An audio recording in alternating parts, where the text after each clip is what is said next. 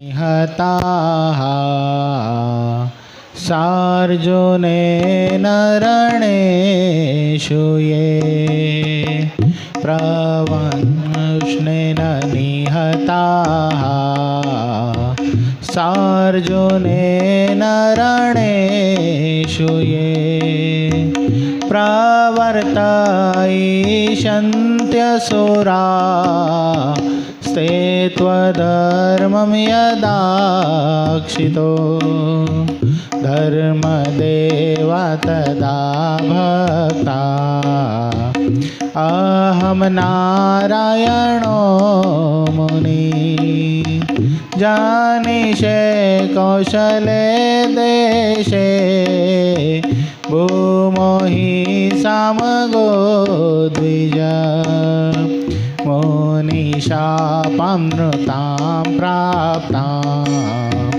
नृषिं सात तथोधवं ततो वित्तासुरेभ्योऽहं सधर्मं स्थापयानज सधर्मं स्थापयानज। ओम अवतारिणे श्री स्वामीनारायणाय नमो नमः। श्री हरिकृष्णाय घनश्यामाय श्री सहजानंद स्वामीने नमो नमः। अपनी आ रवि सभा में प्रगट बिराजता अपना सौ कोईना इष्टदेव प्राण प्यारा महाश्रेय मूर्ति घनश्याम महाराज તેમજ આપણા ઉપર જેમની અપાર કરુણા છે એવા કરુણામૂર્તિ આપણા સૌ કોઈના ગુરુ પ્રાતસ્મરણીય પરમ વંદનીય પરમ પૂજ્ય સદગુરુ સ્વામી નિત્ય સ્વરૂપદાસજી સ્વામી, આપણા મંદિરના મહંત સ્વામી પૂજ્યપાદ હરિચરણદાસજી સ્વામી, આપણા મંદિરના કોઠારી પૂજ્યપાદ પાર્ષદવર્ય હરેશ ભગત, પૂજ્ય પરમસુખ સ્વામી, પૂજ્ય કરુણાસાગર સ્વામી, પૂજ્ય તરુણસાગર સ્વામી, પૂજ્ય ધર્મનંદન સ્વામી, पूज्य विदही भगत आदि तमाम संतो पार्षदों श्रीचरणों में मानसिक साष्टांग दंडवत प्रणामनी साथे वाला वाला तमाम भक्तों हृदयपूर्वक जय स्वामीनारायण।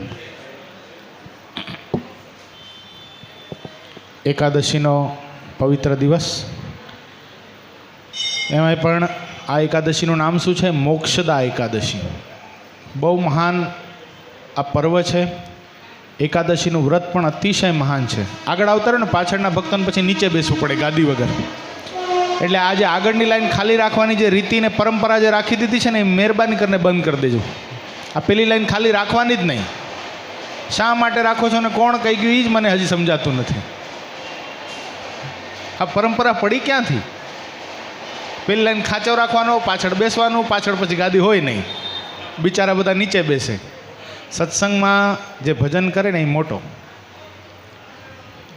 एटले आज आ पवित्र दिवस एकादशीनो रवि सभा अने रवि सभा अंतर्गत सत्संगनो महिमा शुं छे सद्गुरु ब्रह्मानंद स्वामीना श्रीमुखे आपणे समजवानो छे। बहु सरस मजाना कीर्तन पद छे, एने आपणे प्रथम गाशुं अने पछी भगवान जेम सुजाड़शे श्रीजी महाराज की आज्ञा, एमना आशीर्वाद, पूज्यपाद गुरुश्री एमना आशीर्वाद अने आपणा मंदिरना संतो एमना दिव्य मार्गदर्शन थी जे कांई आपने चरित्र याद रह्या छे ए आपणे आजे श्रवण करवानो प्रयास करशुं। बहु सरस मजाना शब्दों छे। सत्संग विना जन्म मरण ब्रह्मजाड़ मटे नहीं जंतने। सत्संग विना जन्म मरण ब्रह्मजाड़ मटे नहीं जंतने। मन मानत जी ते माटे शरणे जई रहिए संतने। सत्संग विना जन्म मरण ब्रह्मजाड़ मटे नहीं जंतने।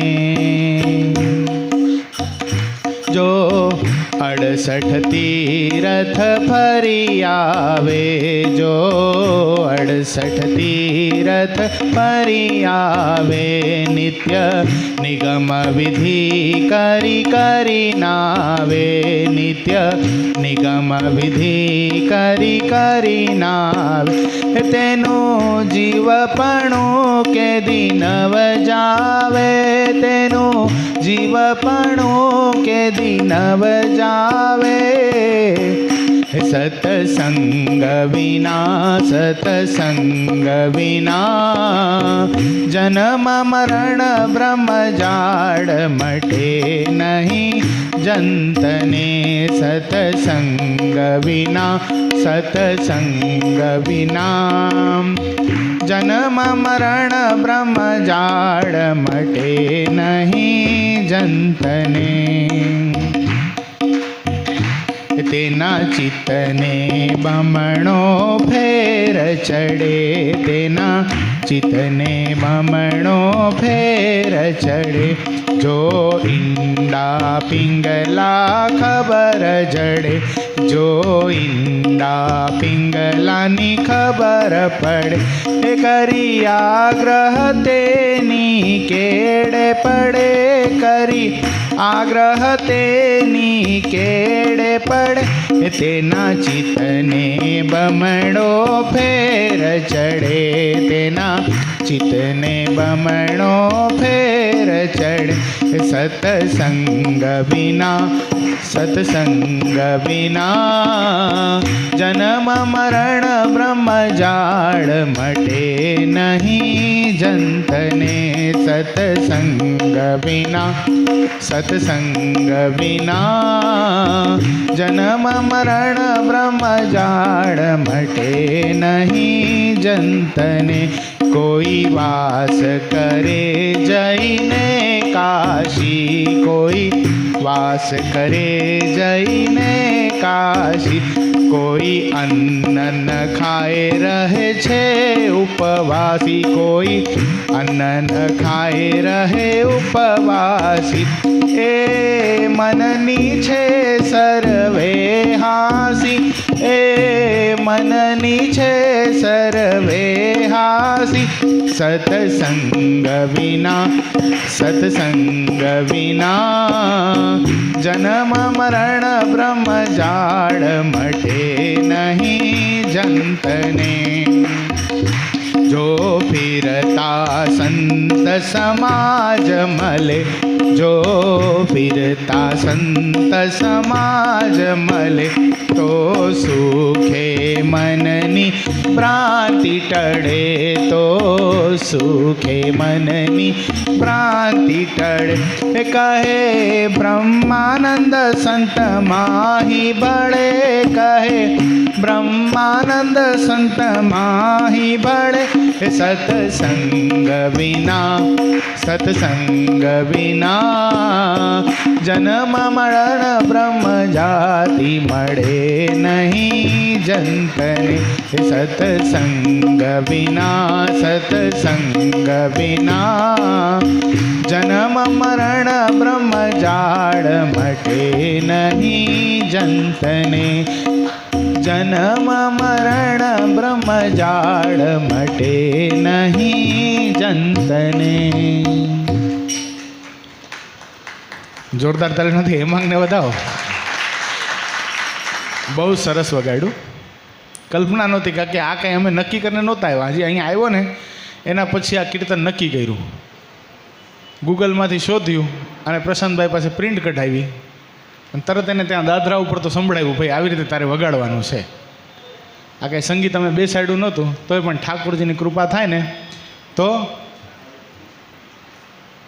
ભગવાનની કૃપાથી શું થાય પાંગડો પર્વત ચડે અંધને આંખ્યું મળે અને મૂંગો મુખે વેદ ભણે આટલું સરસ થાય એટલે આમાં સત્સંગનો મહિમા સદગુરુવર્ય બ્રહ્માનંદ સ્વામી બહુ સરસ રીતે બતાવે છે સ્વામી કે સત્સંગ વિના શું નથી થતું તો જન્મ મરણ બ્રહ્મ જાળ મટે નહીં જંતને જંત એટલે જીવાત્મા શું છે અહીંયા જંત શબ્દ એટલે જંતુ એટલે જનાવર કે જંતુ એટલે કંઈ કીડો મકોડો નથી થતો અહીંયા જંત એટલે જીવાત્માને સ્વામી ઉપદેશ આપે છે સ્વામી કહે છે મન માન તજી મનમાં માન અહંકાર એ બધાનો ત્યાગ કરી અને સાધુને શરણે જઈને રહેવાનું છે. ભગવાનના સંત, ભગવાનના મહાન ભક્ત હોય ને એને શરણે જ્યારે જીવાત્મા જાય છે ને ત્યારે ખરા અર્થમાં એ સત્સંગી થાય છે. બહુ સરસ વાત સદગુરુવર્ય ગોપાળાનંદ સ્વામીએ વાતોમાં લખી. સ્વામી કહે કે હરિભગત એટલે સત્સંગીની હરિભગતની અનુવૃત્તિમાં રહેવાથી શું થાય છે? સત્સંગી થવાય છે. પહેલાં તો હરિભગતની અનુવૃત્તિમાં રહેવું પડે, પછી સાધુની અનુવૃત્તિમાં રહીને શું થવાય છે? તો સાધુ થવાય છે. અને એકાંતિકની અનુવૃત્તિમાં જ્યારે જીવાત્મા રહે છે ને ત્યારે એકાંતિક થાય છે. સત્સંગ શું કરાવે છે? સત્સંગ પ્રભુમાં પ્રેમ કરાવે છે. સત્સંગ ભગવાન પ્રત્યે મારાપણાની ભાવના કેળવાવે છે. શું છે? આ જે ભગવાન છે એ મારા છે. એક વખત મારાપણાની ભાવના પરમાત્મા પ્રત્યે કેળવાઈ ગઈ ને ભગવાનજી ભગત, પછી બહુ દિવ્યતા અંતરની અંદર અનુભવાશે. આ અનુભવ કરવાનો વિષય છે, વાતનો નહીં. એક બહુ સરસ તમને દ્રષ્ટાંત આપું. એક સીદ હતો, સીદ જે કાળો હબસી ન હોય કેનિયા અને વેસ્ટ ઇન્ડિઝના, એવો કાળો માણસ હતો. ઇન્ડિયામાં આવ્યો. ઇન્ડિયામાં રહેવા માટે આવ્યો એટલે ઇન્ડિયન લોકોની સાથે બોલતો ચાલતો થઈ ગયો. સમય જતાં એને હિન્દી આવડી ગઈ, હિન્દી સમજે, હિન્દી બોલી શકે. એમાં એ જે શેઠ પાસે નોકરી કરતો હતો ને અહીંયા, એ શેઠે એને કીધું તું રૂપાળામાં રૂપાળો છોકરો એક ગોતી આવ.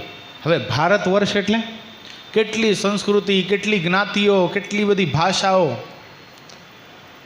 અનેકતામાં એકતાના દર્શન આ ભારત વર્ષની અંદર, ભારત દેશની અંદર થાય છે, આપણી સંસ્કૃતિની અંદર થાય છે. આવો દિવ્ય આ સમાજ એની અંદર હબસીને મોકલ્યો. હબસી ગયો, પેલા પટેલના ઘરે ગયો, એના બાળકને જોયો. પછી વણિકના ઘરે ગયો, એના બાળકને જોયો. બ્રાહ્મણના બાળકને જોયો. બધાએ 18 વર્ણ, 18 જ્ઞાતિઓ બધાના ઘરે ગયો, પણ એને કોઈનો બાળક ગમ્યો નહીં. છેલ્લે જતાં પોતાના ઘરે ગયો, પોતાના બાળકને જોયો. એનો બાળક કેવો હશે? કાળો ડિબાંગ જ હોય ને એના જેવો, કે ગોરો હોય? એના જેવો કાળો ડિબાંગ હતો. તરબૂચ જેવા તો ગાલ હતા. આમ ઉઠી ગયેલી, ઉખડી ગયેલી, આમ ઊંટની જે નાસિકા હોય એવું તો નાક હતું. આંખો તો દેખાય જ નહીં એવી હતી, કાળી, આમ ટમટમે એવી. તોય પણ પોતાના બાળકને સૌથી શ્રેષ્ઠ રૂપવાન જાણી અને પોતાના શેઠ પાસે લઈ આવ્યો ને કે આ બાળક છે ને એ સૌથી સ્વરૂપવાન છે. એ કે કાં ભાઈ, તને આટલા ભારત વર્ષની અંદર કોઈ ભારતનો બાળક તને દેખાણો નહીં? અને તે પેલા હબસીના મોઢામાંથી એ શબ્દ નીકળ્યા, ધીસ ઇઝ માય ચાઇલ્ડ. શું કીધું? આ મારો બાળક છે. જ્યાં મારાપણાની ભાવના આવે છે ને ત્યાં પ્રેમ ગોતવો નથી પડતો, સહેજે થઈ જાય છે. એક નાની એવી બાળકી, એના માતા પિતા અવસાનને પામ્યા. 2 નાના નાના ભાઈઓને છોડી અને માતા પિતા અવસાનને પામ્યા અને નાની બાળકી ઉપર આખા ઘરની જવાબદારી આવી. એ બાળકી પોતાના 2 ભાઈઓને કાખમાં લઈને હાલતી હતી. રસ્તામાં એક સજ્જન વ્યક્તિ મળ્યા. એ સજ્જન વ્યક્તિએ પેલી બાળકીને પ્રશ્ન કર્યો, બેટા તું આ બંને બાળકોને લઈને ક્યાં જાય છે? એ કે પેલી જગ્યાએ સદાવ્રત ચાલે છે ને, હું ત્યાં જાઉં છું. ત્યાં જમીશ, કોકની પાસે ભીખ માંગીશ, તમારા જેવા કોઈ સજ્જન હશે એ 10-20 રૂપિયા આપશે તો શું થશે? એ 10-20 રૂપિયાનું દૂધ લઈ અને મારા બંને ભાઈઓને દૂધ પાઈશ અને પછી એમને સુવડાવી દઈશ. એ કે પણ તું બેટા આ બંને બાળકોને કાખમાં લઈને ચાલે છે, તને એનું વજન નથી લાગતું? તને ભાર નથી લાગતો? અને તે વખતે પેલી બાળકીના મોઢામાંથી અદ્ભુત શબ્દો નીકળ્યા છે. એ કે કાકા હું તમને શું કહું, આ ભાઈ છે ને એ મારા છે. શું કીધું? આ ભાઈ છે એ મારા છે. જ્યાં મારાપણાની ભાવના આવે છે ને ત્યાં રૂપ, કુરૂપ, ભાર કાંઈ દેખાતું નથી. મમત્વ જ્યાં થઈ જાય, આપણે ભગવાનને શું કરવાનું છે? ભગવાનને મારા બનાવવાના છે. આ સત્સંગ એ પરમાત્માને પોતાના બનાવવા માટે છે. આપણે ઘણો બધો સત્સંગ કરીએ છીએ. આત્મા, પરમાત્મા, ભગવાનના ગુણ, વિભૂતિ, ઐશ્વર્ય આ બધું જાણવાનો પ્રયાસ કરીએ છીએ. પણ એ પ્રયાસ કર્યા પછી પણ ઉપલખ હજી ભાવ થાય છે. અંતરની અંદર પરમાત્મા પોતાના થતા નથી. આપણે ગઈ રવિ સભાની અંદર એક પ્રયોગ બતાવેલો. કેટલા જણાએ કર્યો? પહેલાં તો પ્રયોગ યાદ કેટલાને છે? યાદ છે? એક વસ્તુ આપણે કીધી હતી કે ભગવાનની સામે ઊભા રહીને કંઈક કરવું. શું કીધું હતું? યાદ છે કોઈને આમાંથી? જો મને ખબર છે કેટલા જણા હાજર હતા ગઈ રવિ સભામાં. આંગળી ઊંચી કરીને કયો જી.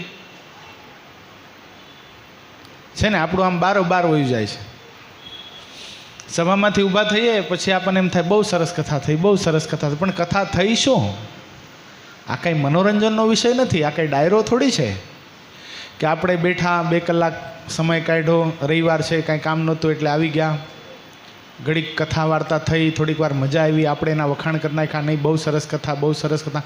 આ મનોરંજનની વાત નથી, આ આત્મરંજનની વાત છે, અનુભવ કરવાની વાત છે. આપણે ગયા રવિવારે કીધું હતું કે ઘનશ્યામ મહારાજની મૂર્તિ સામે ઊભા રહીને ઘનશ્યામ મહારાજને કહેવું, હે મહારાજ હું તમને બહુ પ્રેમ કરું છું, હે ઘનશ્યામ મહારાજ હું તમને બહુ પ્રેમ કરું છું, હે ઘનશ્યામ મહારાજ હું તમને બહુ પ્રેમ કરું છું. આ 5 વાર બોલશો ને, 6ઠી વાર જ્યાં આપણે બોલવા જશું ને આ ગળું ભરાઈ જશે. કદાચ પરમાત્માએ પ્રેમની બક્ષિસ આપી હશે ને તો આંખમાંથી આંસુ પણ આવી જશે. અને એ આંસુ છે ને એ સૌથી મોટા સાર્થક આંસુ છે. શું શું શું છે એ આંખમાં વહેતો આંસુ છે. આ આંસુ છે ને એ બહુ મોટી કિંમત છે. એ માનસરોવરના રહેલા કમળ કરતાં પણ અધિક છે. એ ગુલાબના બગીચામાં રહેલા ગુલાબ કરતાં પણ અધિક છે. એ સોનાની લગડી કરતાં પણ કિંમતી છે. એવો જ આંસુ છે. શું કામ છે એ આંસુ? શું કામ કિંમતી છે? એ પરમાત્મા માટે વહેલો આંસુ છે. આ આંખ એ ભાગશાળી બને છે જ્યારે આપણે ભગવાન માટે રડીએ છીએ. એટલે આ પ્રયોગ આપણે કીધો તો કરવાનો, કર્યો કોઈ આમાંથી નથી કર્યો. બોલો નકા કેટલો સરળ. આમાં કાંઈ પૈસા લઈ લેવાના હતા? મહારાજ કાંઈ માંગી લેવાના હતા આપણી પાસે કે 500 રૂપિયા રાખ પછી જ આ બોલજે? તોય નથી થતું. ભલે ન થયું સમજી શકાય, ભૂલાઈ ગયું, વ્યવહાર એટલા બધા છે, આડંબર એટલો બધો છે, આધિવ્યાધિ ઉપાધિ એટલી બધી છે, દેહના સંબંધીની કાળજીની અંદર આપણે બધું ભૂલી જઈએ છીએ. મંદિરે આવીએ છીએ ત્યારે શાંતિ થઈ જાય છે, પણ આ વસ્તુ કરવા જેવી છે. ભગવાન આજે એક બીજો એક પ્રયોગ શીખવાડો. આજે ઘનશ્યામ મહારાજને શું કહેવાનું છે ખબર છે? હે ઘનશ્યામ મહારાજ તમે મારા છો, હે ઘનશ્યામ મહારાજ તમે મારા છો, હે ઘનશ્યામ મહારાજ તમે મારા છો. આજે આ 5 વાર બોલશું ને, 6ઠી વાર આપણે બોલવું નહીં પડે. આ સલુણી મૂર્તિ ઘનશ્યામ જાણે અંદરથી બોલશે, હું તારો છું ને તો તું મારો છો બાપ, હું તારો છું ને તો તું મારો છો. બસ આ પ્રેમની પરાકાષ્ઠા છે. આપણા માનસિક વિચારો એટલા બધા તુચ્છ થઈ ગયા છે, એટલા બધા સૂક્ષ્મ થઈ ગયા છે. ઘોર કડીકાળનું આ લક્ષણ છે. સારો એવો કહેવાતો મુમુક્ષુ આત્મા, ભગવાનનો ભક્ત, એને પ્રત્યેક ક્રિયાની અંદર સ્વાર્થ દેખાય છે. કોઈ વ્યક્તિ કદાચ પ્રેમથી બોલાવશે ને, પોતાના માથા ઉપર હાથ ફેરવશે ને, એની સાથે સારો વ્યવહાર કરશે ને તો આપણું હૃદય એમ થઈ જશે કે આ સ્વાર્થી હશે. ભગવાનના ભક્તને આ દુનિયા ઓળખી શકતી નથી. બાહ્ય વ્યવહારની જેમ બીજાની સાથે બાહ્ય વ્યવહાર થાય છે એમ ભગવાનના ભક્તની સાથે પણ થઈ જાય છે. આપણે આ સત્સંગમાં શું થવા માટે આવ્યા છીએ? આપણે આ સત્સંગમાં ગરજુ થવા માટે આવ્યા છીએ. ભગવાનના સંતો ભક્તોના દાસ થવા માટે આવ્યા છીએ. એની સાથે પ્રેમ કરવા માટે આવ્યા છીએ. જેમ ભગવાન પોતાના મનાશે ને એમ ભગવાનના ભક્તો, ભગવાનના સંતો પોતાના મનાશે ને તો ક્યારેય પણ એમાં માનુષિક ભાવ નહીં આવે. આ સત્સંગ, આ રવિ સભાઓ, આ માસિક સભાઓ, આ સંત સમાગમ, આ ભગવાનની કથા, એ બધું દુનિયામાંથી મારાપણાની ભાવના, જો બહારથી, ઘરમાંથી, ધંધામાંથી, સંબંધીમાંથી, રૂપિયામાંથી, પ્રોપર્ટીમાંથી મમત્વ ભાવ ઓછો કરવાનો. શું તોડી નથી નાખવાનું કહેતો? ગ્રસ્ત છીએ, વ્યવહાર એનાથી થવાનો છે એટલે તોડી નાખવાની જરૂર નથી. અહમ અને મમત્વતા ત્યાં રહેવાની જ છે. નહીં કહીએ તોય રહેવાની છે, નહીં કીધું હોય ને તોય રહેવાની છે, પણ અહીંયા કેળવવાની છે, અહીંયા કરવાની છે. એ કેમ થાય? તો આ સત્સંગથી થાય, કથા વાર્તાથી થાય. અને સત્સંગ આ ઊભો કેમ રહે? બહુ સરસ વાત વિહારીલાલજી મહારાજે લખી છે. સત્સંગનો કૃષ્ણ કથા જપાયો, સત્સંગનો કૃષ્ણ કથા જપાયો, તેજો કદાપી ન બડો જણાયો, તેજો કદાપી ન બડો જણાયો.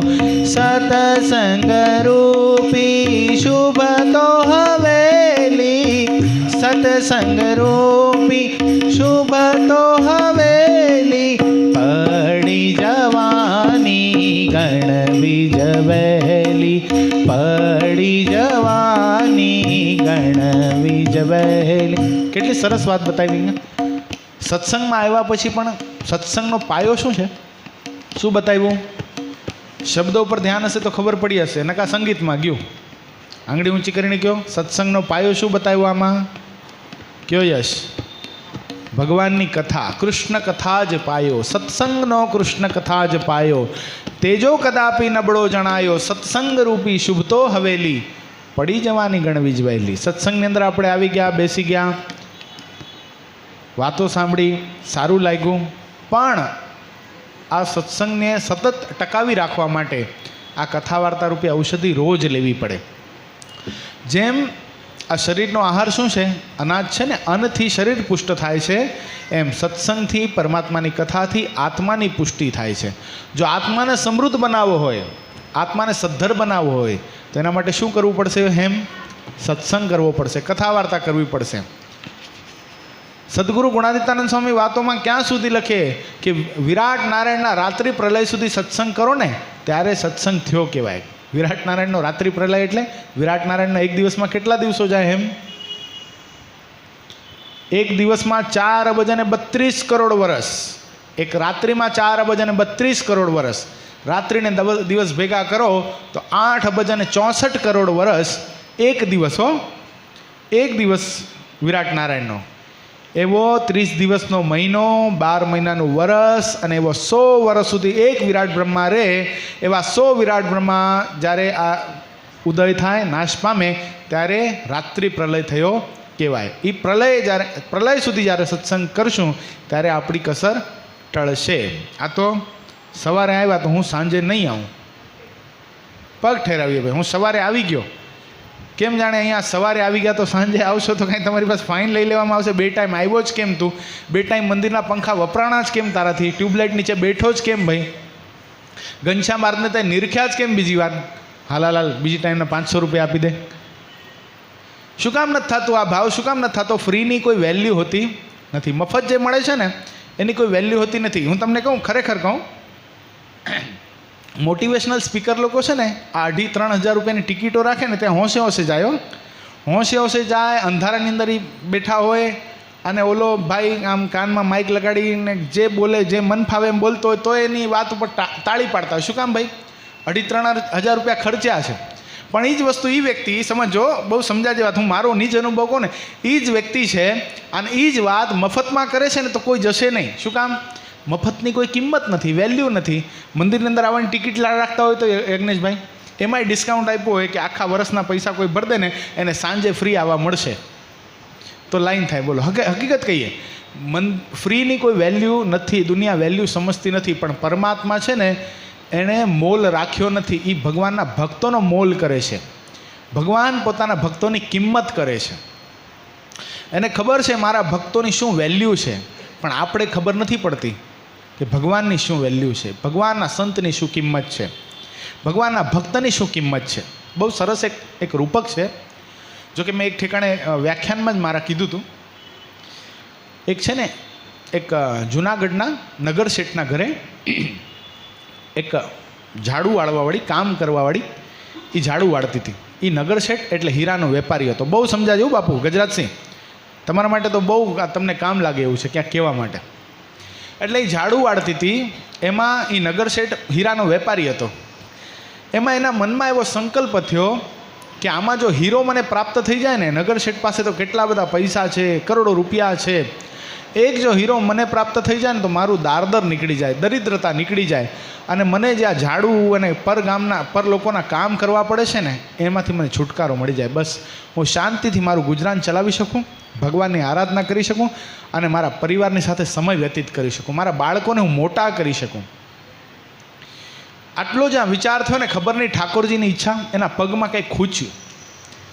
જોયું તો કંઈક પથરા જેવું હતું, ઉપર માટી ચડી ગઈ હતી. સાફ કરીને જોયું તો ચળકાટ મારતો કંઈક એને પદાર્થ દેખાણો. એના મનમાં એમ થયું, રખેને ભગવાને મારી સાંભળી તો નહીં લીધી હોય ને, આ હીરો તો નહીં હોય ને. હાવરણી મૂકી અને પેલી સ્ત્રી તરત ગઈ ઝવેરી બજારની અંદર. સવારનો સમય, ઝવેરી લોકો પોતાની દુકાનો ખોલતા હતા. 8:30-9નો સુમાર ઝવેરી લોકો દુકાન ખોલતા હતા. એમાં અગરબત્તી કરતા હતા હજી વેપારીઓ. ત્યાં આ સ્ત્રી પહોંચી ગઈ. પહેલી જ દુકાનની અંદર ગઈ, અને પહેલી જ દુકાનની અંદર એ ઝવેરીને આ હીરાનો કટકો બતાવીને એમ કહે છે કે ભાઈ આ જોઈ દો ને, આ સાચો હીરો તો નથી ને? અને એક દુર્ભાગ્યની વાત છે, ઝવેરી બજારની અંદર આજે વેપારી થઈ ગયા, સાચા ઝવેરીઓ રહ્યા નથી. તરત પેલા ઝવેરીએ આઈ ગ્લાસ માંડ્યો, આઈ ગ્લાસની અંદર જોયું, ફેરવીને ભાઈ આ તો ખરેખર 100 ટચ હીરો, કોઈનું હીરા જેવો હીરો, કરોડ રૂપિયાની કિંમતનો હીરો, અને આવી બાઈ પાસે, આવી સ્ત્રી પાસે આ કરોડ રૂપિયાનો હીરો આવ્યો ક્યાંથી? પહેલાં તો મન પ્રશ્નમાં મૂંઝાઈ ગયું કે આવો હીરો આ બાઈ પાસે. પણ મનમાં એમ થયું, જો હું એમ કહી દઈશ કે આ ખરેખર હીરો છે તો મારે કરોડ રૂપિયા ગણી દેવા પડશે. એટલે શું કર્યું પેલા ઝવેરીએ? એ હીરાને લઈ અને રસ્તા ઉપર ઘા કરી દીધો અને કીધું કે સવારના પોરમાં તું કોકના દી બગાડવા માટે શું કામ આવી ગઈ છો? તને શરમ નથી થતી? આ કાચનો કટકો લઈને સવારના પોરમાં આવી ગઈ ને કે જોઈ દો, મારો તે દિવસ બગાડ નાખ્યો, મારી તે બોણી બગાડ નાખી, નીકળી જા અહીંયાથી. પેલી બાઈ તો રડતા રડતા નીકળી ગઈ. એના મનમાં એમ થયું, નસીબનું ગરીબ પણ નસીબ જ હોય. એમ કરતાં પેલી બાઈ જતી રહી અને આ બાજુથી તરત પોતાની સીટ ઉપરથી ઊભો થયેલો આ વેપારી ત્યાં જઈને હીરાની સામે જોવે છે ને, ત્યાં હીરાના સહસ્ત્ર કટકા થઈ ગયા હતા. હીરો એટલે સૌથી કઠણ વસ્તુ કહેવાયો. હીરો કોઈ દિવસ તૂટે નહીં. હીરા ઉપર એરણ માંડવામાં આવે, અત્યારે લેઝર ટેકનોલોજી થઈ ગઈ, હીરાને કાપવા માટે હીરા ઉપર એરણ માંડવામાં આવે તો ટીકમાંથી હીરો ઉડી જાય, પણ કોઈ દિવસ કપાય નહીં. આજે હીરાના સહસ્ત્ર કટકા જોઈને પેલા વેપારીના મનમાં એમ થઈ ગયું, એ હીરા તું હતો તો ખરેખર હીરો, સાચો હીરો હતો, અને હું તો છું પરંપરાગત જોહરી, મારા જોવામાં કોઈ દી ફેર ન પડે. પણ બતાય તું શા માટે કટકા થઈ ગયો? બતાય કેમ કટકા થઈ ગયો? અને તે વખતે એમ કહેવાય છે કે હીરાને વાચા ફૂટી છે અને હીરાના મોઢામાંથી એવા શબ્દ નીકળ્યા છે, હું હતો તો ખરેખર સાચો કોઈનું હીરો, અને તું હતો તો સાચો જોહરી. પણ જેની પાસે કિંમતની અપેક્ષા હોય, જેની પાસે કદરની અપેક્ષા હોય ને, એ જ્યારે અમારી કદર નથી કરતા ને, ત્યારે અમારા હૃદયના સહસ્ત્ર કટકા થઈ જાય છે. કહેવાનો આ ભાવાર્થ, આનો શું છે કહેવાનો ભાવાર્થ? કે પરમાત્મા એક સાચો હીરો આપણને પ્રાપ્ત થયા છે, આપણા સદગુરુ આપણને સાચા હીરા સમાન પ્રાપ્ત થયા છે, આપણને સંતો એ સાચા હીરા સમાન પ્રાપ્ત થયા છે, આ ભક્ત સમુદાય એ સાચા હીરા સમાન પ્રાપ્ત થયો છે. જો આની કિંમત નહીં કરીએ ને, એનું હૃદય ભાંગી જશે, એના હૃદયના સહસ્ત્ર કટકા થઈ જશે. કિંમતની અપેક્ષા છે એમને, બીજી કાંઈ અપેક્ષા નથી. જે વાતને ભગવાન સ્વામિનારાયણ મધ્ય પ્રકરણના 46મા વચનમાં લખે, મહારાજ કે ભગવાનના સંતને અથવા તો ભગવાનના ભક્તને ક્યારે દુઃખ થાય છે? યશ, ક્યારે દુઃખ થઈ જાય છે ભગવાનના સંતને કે ભગવાનના ભક્તને? ત્યારે મહારાજ કે કોઈને આ લોકનું કાંઈ પદાર્થ પ્રાપ્ત થઈ ગયું હોય, કરોડોપતિ આમાંથી કોઈ વ્યક્તિ થઈ જાય ને, તો ભગવાનના સંત ભક્તને એને જોઈને બહુ આનંદ ન થઈ જાય. ઠીક છે, હશે એનું પ્રારબ્ધ તો પ્રાપ્ત થયું, અને કોઈને અતિશય નુકસાન થઈ જાય ને, બધું કદાચ કોઈ કરોડોપતિ હોય ને રસ્તા ઉપર આવી જાય ને, તો એને દુઃખ બહુ ન થાય. દુઃખ તો ક્યારે થાય? જ્યારે સડસડાટ મોક્ષના માર્ગ ઉપર ચાલનારો વ્યક્તિ અને કોઈ ભગવાનના ખરેખરા ભક્તનો અભાવ જ્યારે આવે છે ને, એના હૃદયમાં બીજા ભગવાનના ભક્ત પ્રત્યે જો ઘૃણા પેદા થાય છે, ઈર્ષા પેદા થાય છે, રાગ પેદા થાય છે, ક્રોધ પેદા થાય છે, દ્વેષ પેદા થાય છે ને, ત્યારે ભગવાનના ભક્તના હૃદયના કટકા થઈ જાય છે.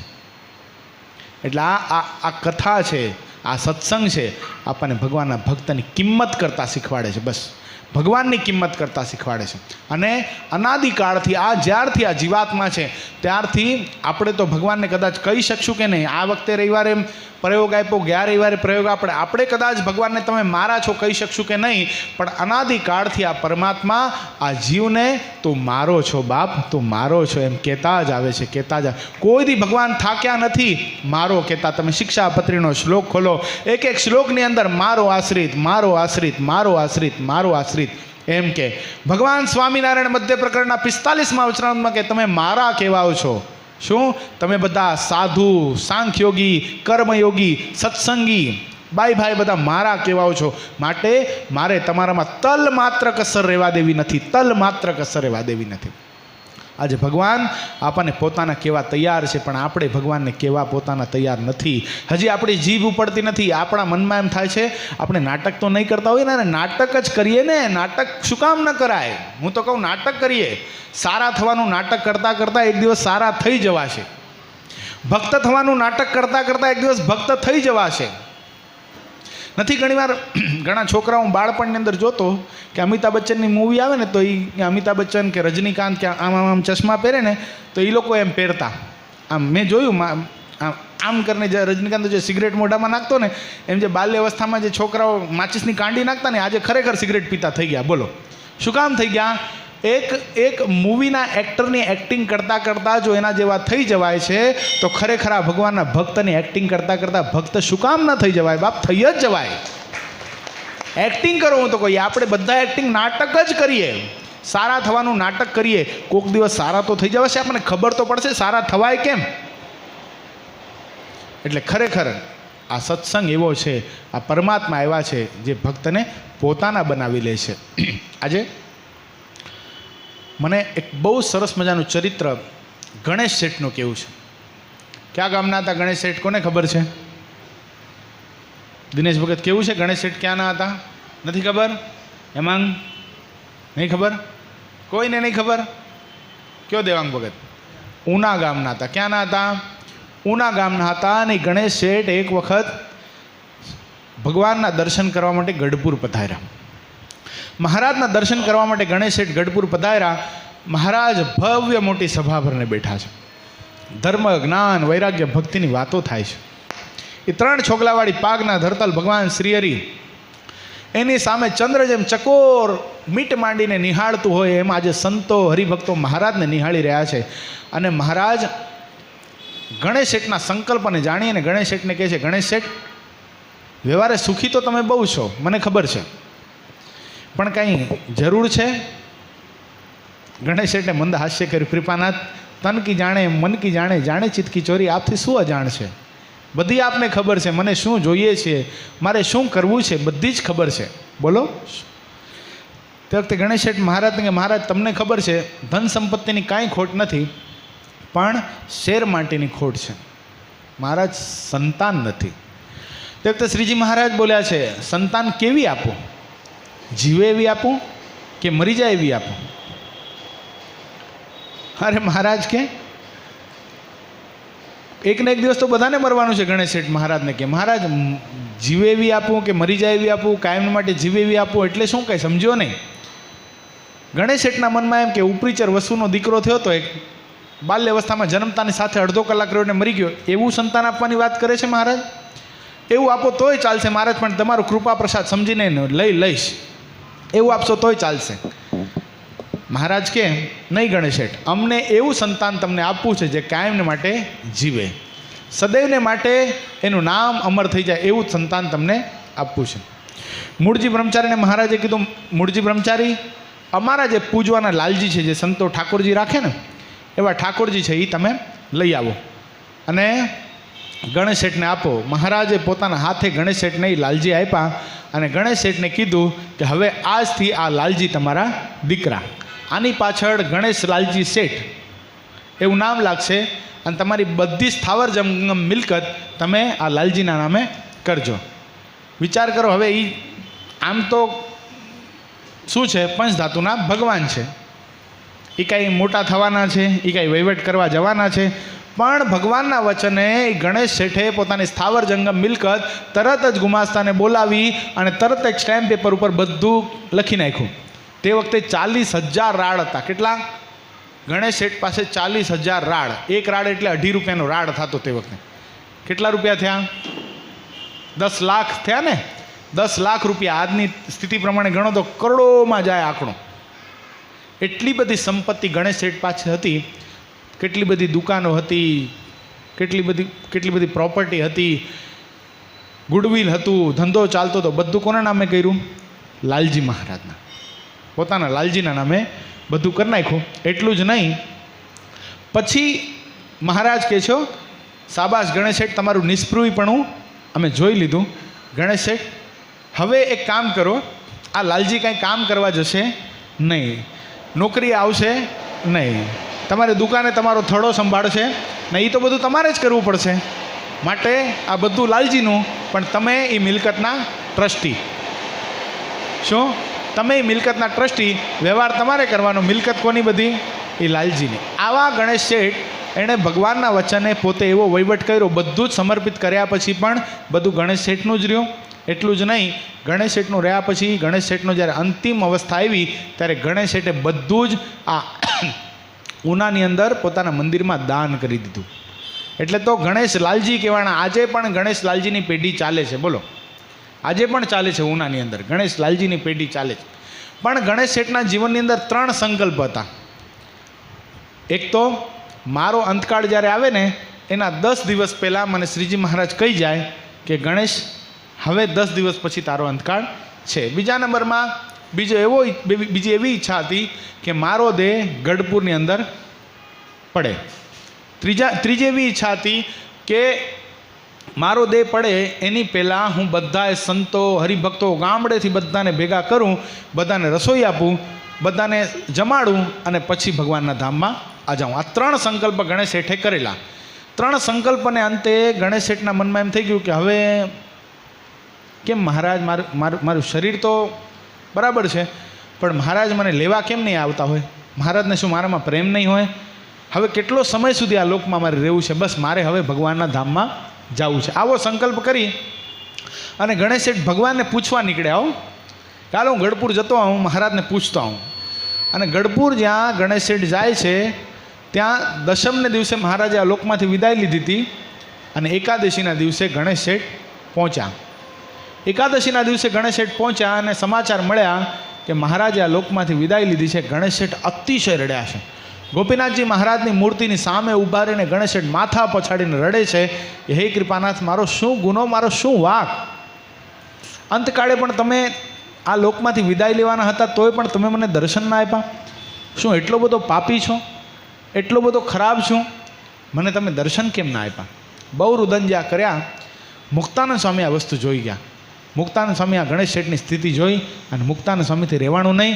ગણેશ શેઠના માથા ઉપર હાથ ફેરવીને મુક્તાનંદ સ્વામી એને પાસે બોલાવી અને કીધું કે સાંભળો, હું તમને એક વાત કહું ગણેશ શેઠ, ભગવાનની ઈચ્છાઓ એ પ્રમાણે જ થાય. આપણું ધાર્યું કાંઈ થતું નથી. ભગવાનની ઈચ્છાઓ એમ જ થશે, થયું થશે ને થવાનું છે. પણ આમાં આપણું કાંઈ ચાલશે નહીં. મહારાજની કાંઈ ઈચ્છા હશે. ગણેશ શેઠ તમે ચિંતા નહીં કરો. તમારા 3 સંકલ્પ મહારાજે પૂરા ન કર્યા તો કાંઈ નહીં, પણ તમે ગઢપુર તો આવી ગયા. તમારો સંકલ્પ હતો ને મહારાજની સાથે. મહારાજ આ ગઢપુરના સ્થાનની અંદર સંતો ભક્તોને જમાડી અને દેહનો ત્યાગ કરવો હતો ને, કાંઈ વાંધો નહીં. ભવ્ય મોટો આપણે મહારાજનો 13માનો વિધિ, ત્રયોદશી વિધિ કરવાનો છે. તે વખતે તમે બધા સંતો હરિભક્તોને જમાડજો. ત્યાં સુધી ગઢપુરની અંદર રહ્યો, મહારાજની સ્મૃતિ કરો અને ભગવાનની ઈચ્છા હશે ને તો ભગવાન તમને અનેક સ્થાન ઉપર દર્શન આપશે. મુક્તાનંદ સ્વામીના વચનને હૃદયસ્થ કરી અને ગણેશ શેઠ ગઢપુરની અંદર ફરે છે. ઘેલા નદીના કિનારે જાય, ત્યાં મહારાજના દર્શન થાય.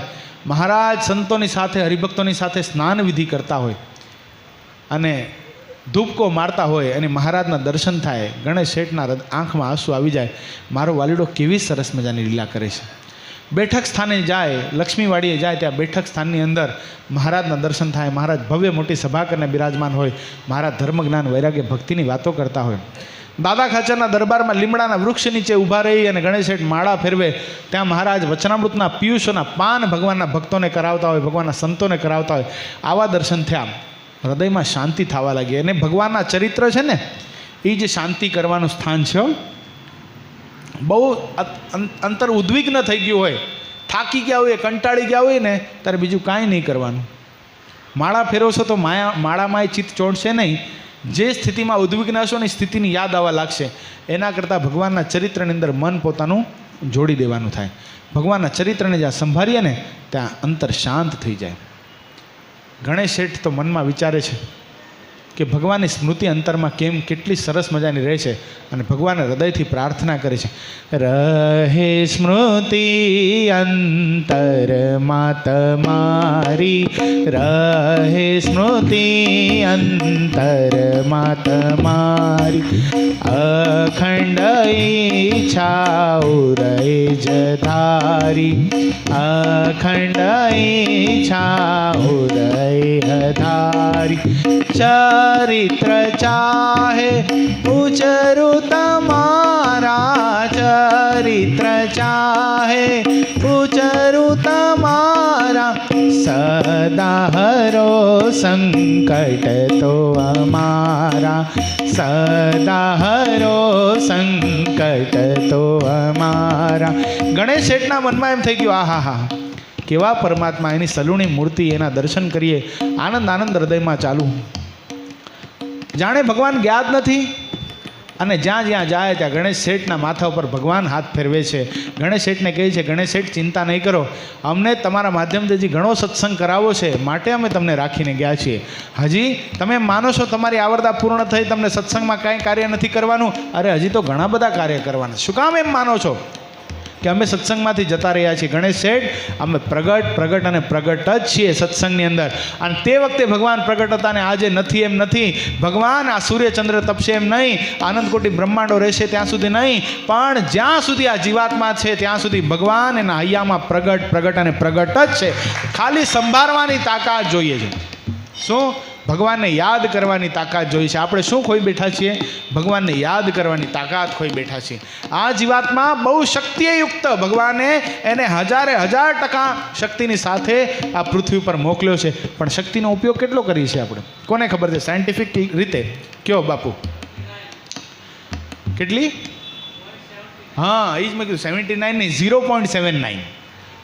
100% શક્તિની સાથે આ જીવાત્મા આ પૃથ્વી પર જન્મ્યો છે, પણ 0.79. બાકી બધું ક્યાં જાય છે?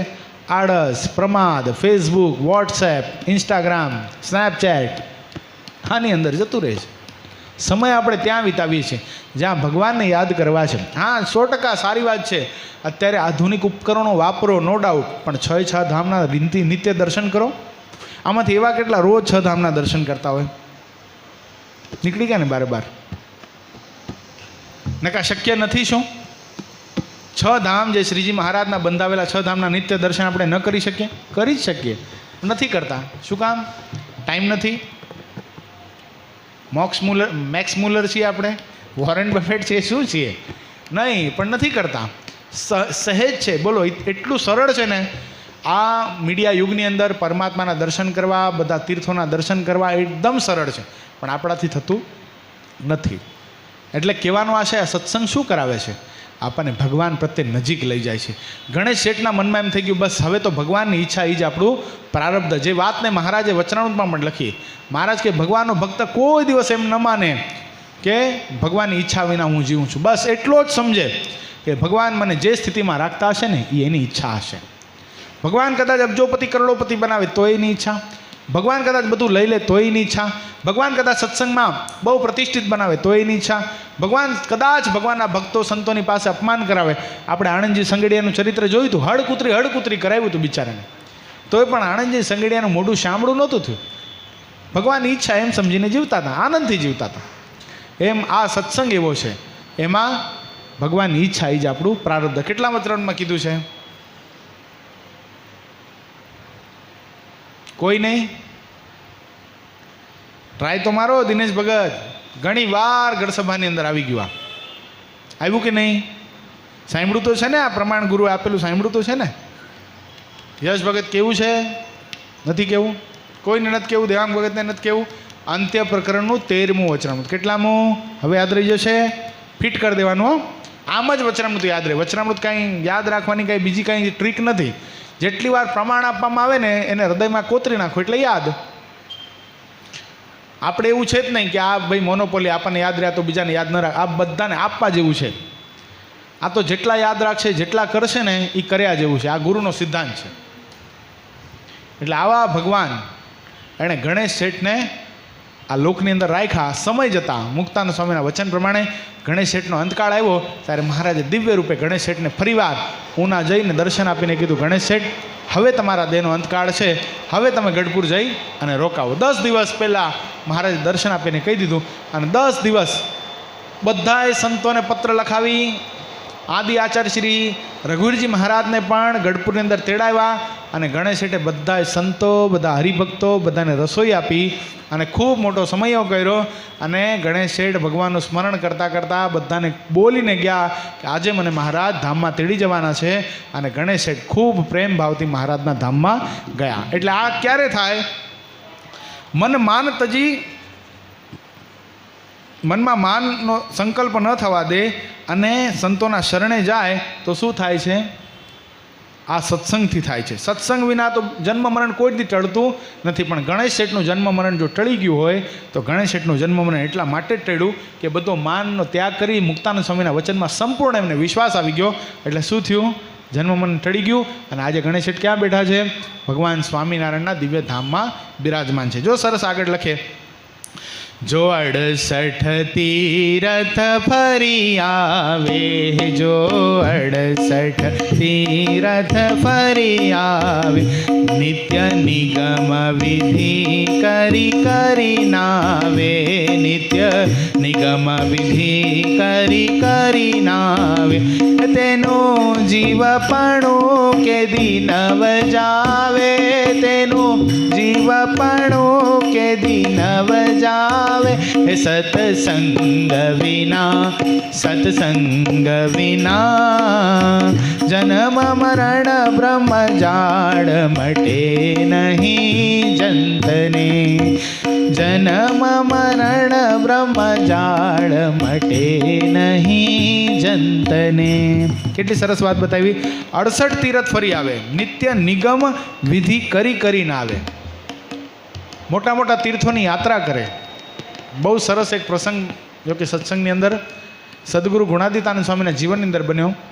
સદગુરુ ગુણાતીતાનંદ સ્વામી જુનાગઢની અંદર બિરાજમાન હતા અને સંતોની ધર્મશાળાની અંદર, એટલે જુનાગઢના મંદિરની ધર્મશાળાની અંદર, સભા મંડપની અંદર ધર્મ જ્ઞાન વૈરાગ્ય ભક્તિની વાતો કરતા હતા, ઉપદેશ આપતા હતા. ત્યાં કપૂરચંદ શેઠ વણિક, એ કપૂરચંદ શેઠ વણિક આવ્યા અને સ્વામીને કે, સ્વામી હું 68 તીરથની યાત્રા કરવા જાઉં, 4 ધામની 7 પુરીની આખા ભારત વર્ષની યાત્રા કરવા માટે જાઉં છું, તમારે કંઈ મંગાવવું હોય તો મંગાવો.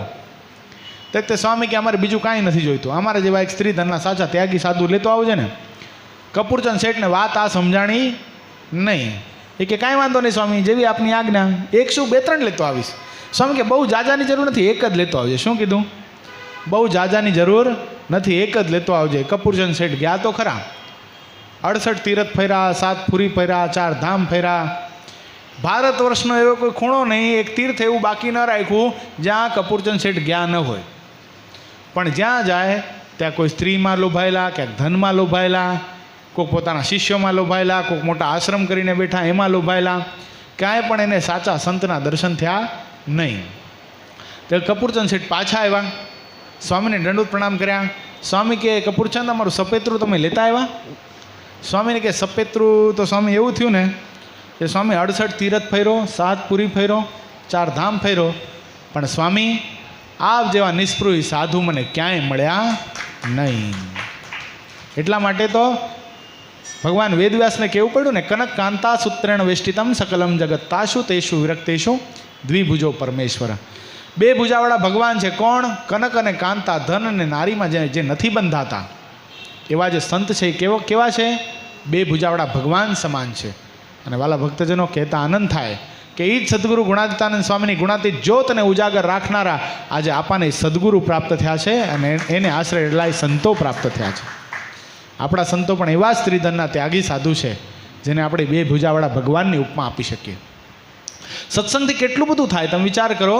ભગવાન વેદવ્યાસ, હવે સમજ્યા જેવી કથા છે, બહુ મસ્ત પુરાણોની આ કથા છે. અને આ પુરાણોની કથા આવે ને ત્યારે બહુ રોચક મજા આવે, આમ આનંદ આવે.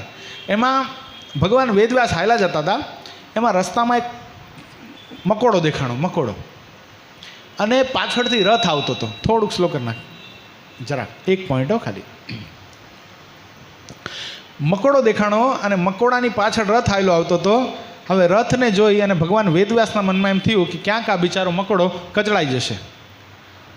એટલે ભગવાન વેદવ્યાસે મકોડાને પ્રશ્ન કર્યો, એલા જંતુ, અહીંયા જંત લખ્યું છે ને, એલા જંતુ તું આટલો બધો કાં ગભરાય છે? આટલી બધી તને ચિંતા છે ને? એ કે આ પાછળ જોતા નથી બાપુ, પાછળ આટલો મોટો રથ આવેલો આવે છે, એને પૈડા નીચે હું કચડાઈ જઈશ તો? એ કે કચડાઈ જઈશ તો આ જીવડાના શરીરમાં છે શું? તને આટલી બધી માયા લાગી છે જીવડાના શરીરમાં, જીવાતના શરીરમાં, જંતુના શરીરમાં, મકોડાના શરીરની અંદર? ત્યારે એ જંતુ, જીવાત ભગવાન વેદવ્યાસને એમ કહે છે કે હું તમને શું કહું ભગવંત, આમાં કેટલું બધું સુખ છે, કેટલું બધું સુખ છે. આહા, બહુ બધું સુખ છે. હવે જંતુના શરીરમાં કાંઈ સુખ હોતું હશે?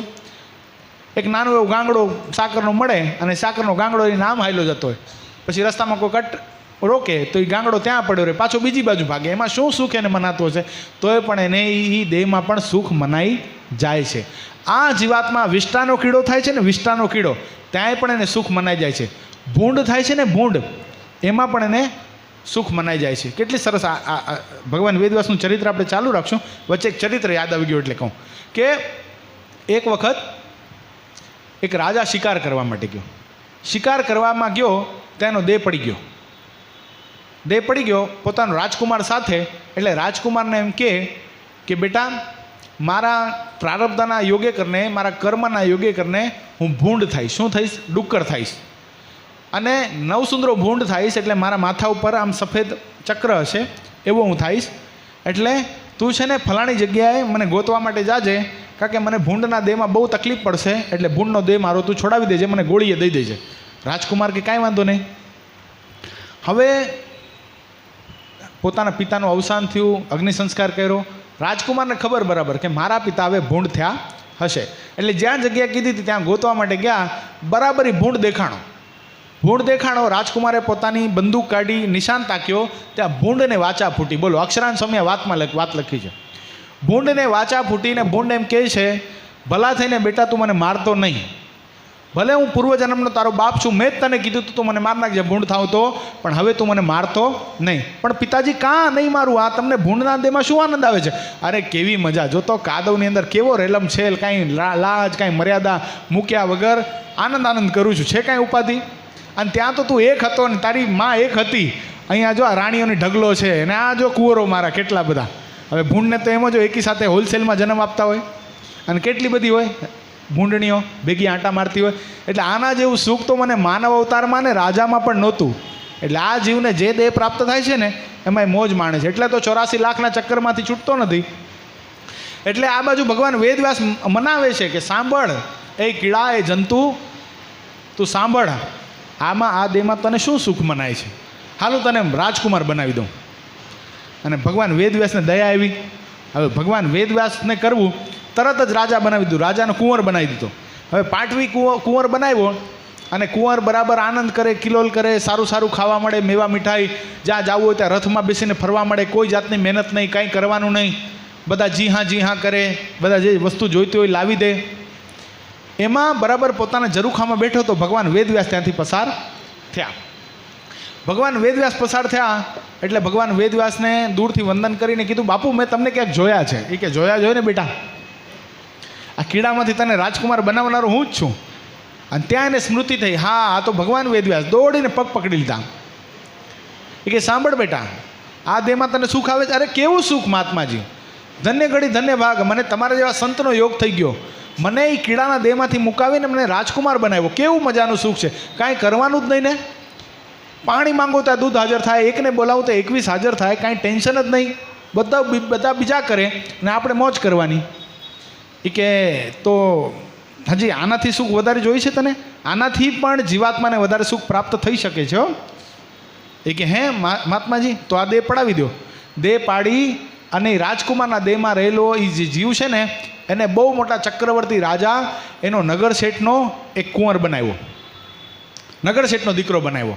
હવે નગર શેઠનો દીકરો બનાવ્યો, એ મોટો થયો, ઇમ્પોર્ટ એક્સપોર્ટનો ધંધો, એટલે કાંઈ ટેન્શન નહીં. પહેલાં તો થોડાક પૈસા હતા, અહીંયા તો રેલમ છેલ. અને ઓલા જીવની અંદર તો એ જાનનો ખતરો.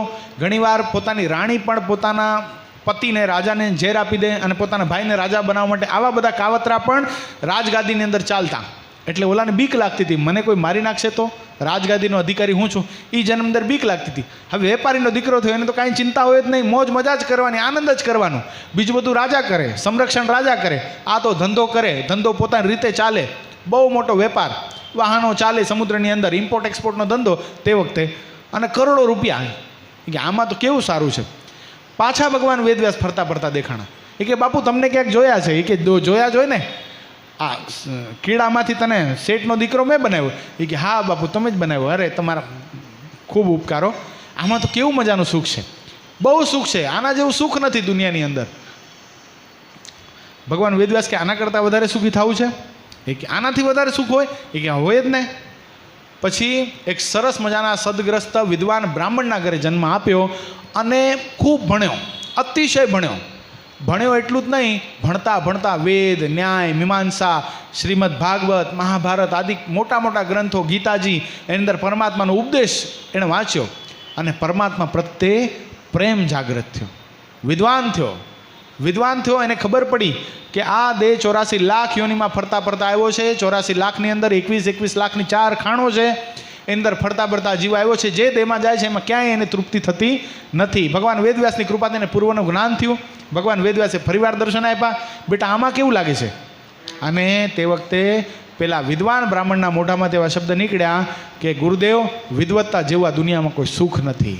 પોતાની જાતને ઓળખી શકે ને, જે વાતને આપણે પ્રથમ પ્રકરણના 19મા અવતરણમાં 2 દિવસ પહેલાં જોઈ કે 20માં ગઈકાલે જ જોઈ કે આ જીવાત્મા રૂપને જુએ છે, કુરૂપને જીવે છે. જોનારો પોતાના સ્વરૂપને નથી જોતો ને, એ જ મૂરખમાં મૂરખ છે, ઘેલામાં ઘેલો છે, અજ્ઞાનીમાં અજ્ઞાની છે અને નીચમાં અતિશય નીચ છે. અને એને ખબર પડી ગઈ, હું તો બ્રાહ્મણનો દીકરો ને મેં આટલા દેહ હું ફરીને આવ્યો, છતાંય પણ મને ક્યાંય સુખની જે પ્રાપ્તિ નહોતી થઈ, એ પોતાનું સ્વરૂપ જાણવાથી થઈ અને પરમાત્મામાં પ્રેમ કરવાથી થઈ. ભગવાન વેદવ્યાસ કહેવાય આમાં જ રહેવું છે કે આનાથી વધારે સુખી થવું છે. ભગવાન વેદવ્યાસના કહેવાથી આશ્ચર્ય પામી ગયો કે વિદ્વાન થયો, પોતાની જાતને ઓળખી ગયો અને ભગવાનને પણ ઓળખી ગયો, ભગવાનમાં પ્રીતિ પણ મને થઈ ગઈ. હજી આનાથી વધારે સુખ હોય? ભગવાન વેદવ્યાસ કે હોય બેટા, હવે છે ને એક કામ કર, હવે ઊંધું જવાનું છે. હવે સાવ ગરીબ બ્રાહ્મણના ઘરે તને જન્મ લેવાનો છે.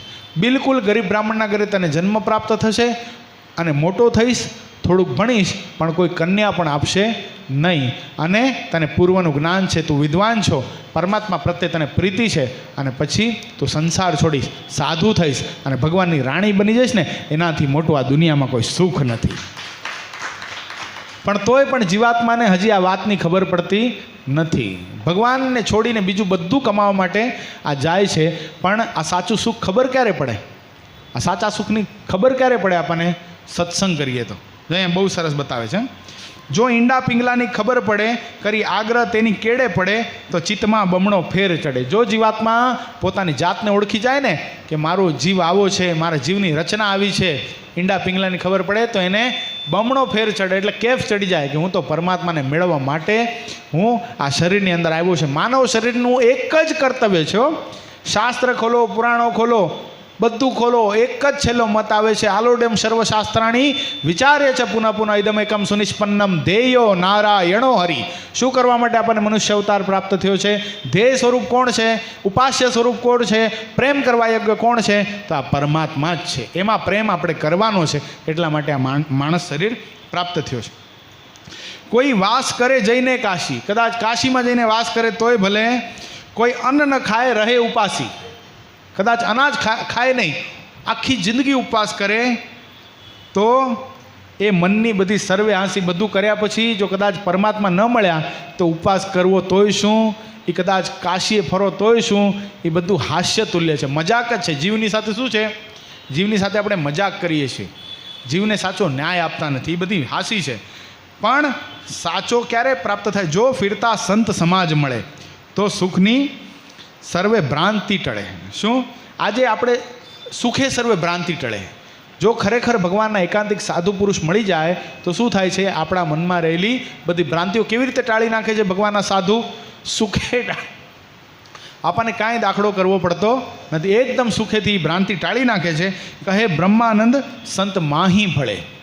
બ્રહ્માનંદ સ્વામી કહે છે અમારી સાથે જો જીવાત્મા આવી જાય અને અમારો સંગ કરી લે ને તો બધીની ભ્રાંતિ ટાળી નાખીએ અને જીવાત્માને સુખીઓ કરી નાખીએ. એવી અદ્ભુત વાત સ્વામી બતાવે. એટલે સત્સંગથી શું પ્રાપ્ત થાય? એક રામાયણકાલીન એક તમને પ્રસંગ કહી દઉં, પછી આપણે કથાને વિરામ આપશું. કે સત્સંગ શું કરે છે અને સત્સંગ શા માટે કરવો જોઈએ. જો એક બહુ સરસ મજાનો પ્રસંગ તમને ખબર જ હશે કે ભગવાન રામ, માં જાનકી અને ભાઈ લખન, એને વનવાસ થયો. વનવાસમાં ફરતા ફરતા ફરતા રાવણ માં જાનકીનું હરણ કરી ગયો અને બંને ભાઈ માં જાનકીની શોધમાં છે. એમાં ફરતા ફરતા ઋષિમુખ પર્વત પાસે પધાર્યા. ઋષિમુખ પર્વત ઉપર ગયા ત્યારે સુગ્રીવે પોતાના ગુપ્તચરો દ્વારા જાણ્યું કે બે તપસ્વી પુરુષો, તપસ્વી પણ છે અને હાથમાં ધનુષબાણ પણ છે, આ વિરોધાભાસ છે. આવું લઈ અને બે તપસ્વી પુરુષો ઋષિમુખ પર્વત ઉપર ચાલ્યા આવે છે. એટલે સૌથી બુદ્ધિશાળી એટલે હનુમાનજીને ભગવાન રામ પાસે મોકલ્યા અને હનુમાનજીએ પરીક્ષા કરી કે તમે કોણ છો, અને આખી વાત બતાવી. પ્રસંગ બહુ લાંબો એટલે વિસ્તાર નહીં કરી, આખી વાત બતાવી. પત્ની સત્ય ઘટના કીધી કે મારી પત્નીને કોઈ અસુર હરણ કરી ગયો છે, એની શોધમાં અમે છીએ. આ એના ઘરેણાં છે, આમાંથી તમને કોઈની ઓળખાણ હોય તો તમે મને કહો. અને આ બાજુ સુગ્રીવની પત્નીને પણ વાલી હરણ કરી ગયો હતો, એટલે સમદુખિયા થયા. એટલે બે એકબીજાને વચન આપ્યું. વાલીને ભગવાને કીધું કે હું તારું રાજ્ય તને પાછું અપાવું. આ સુગ્રીવને કીધું કે હું તારું રાજ્ય તારા ભાઈ પાસેથી પાછું અપાવું. તારી પત્ની એને તારો ભાઈ હરી ગયો છે એને પણ પાછો અપાવું. બદલામાં સુગ્રીવે ભગવાનને વચન આપ્યું કે મારી આખી વાનર સેનાની સાથે હું તમને મા જાનકીની શોધ કરવામાં મદદ કરીશ. આ બાજુ ઘટના ઘટી. વાલીને ભગવાન રામે એક બાણથી વીંધી નાખ્યો. સુગ્રીવને વાનર રાજ બનાવ્યો, બધા વાનરોનો રાજા બનાવ્યો. ઋષિમુખ પર્વત ઉપર સુગ્રીવનો અભિષેક થયો. કિષ્કિંધા નગરી આખી સુગ્રીવને પ્રાપ્ત થઈ. અને આખી એક ટુકડી માતા સીતાની શોધમાં નીકળી રામેશ્વર સુધી. હવે સાથે અંગદ છે, જામવંત છે, બધા છે. અને હનુમાનજી, જોકે બહુ ઘટના લાંબી છે. ઘણા વાનરોએ કીધું કે અમે અહીંથી લંકા જઈ શકીએ, પાછા ન આવી શકીએ. કોઈકે કીધું હું અડધે સુધી જાઉં પણ આખે સુધી ન જઈ શકું. કોઈ કે હું પહોંચી જાઉં પણ પાછો ન આવી શકું. હનુમાનજી ખૂણામાં ઊભા છે. ત્યારે જામવંતે કીધું, હનુમંત, તારામાં કેટલી સામર્થ્ય તને નથી ખબર?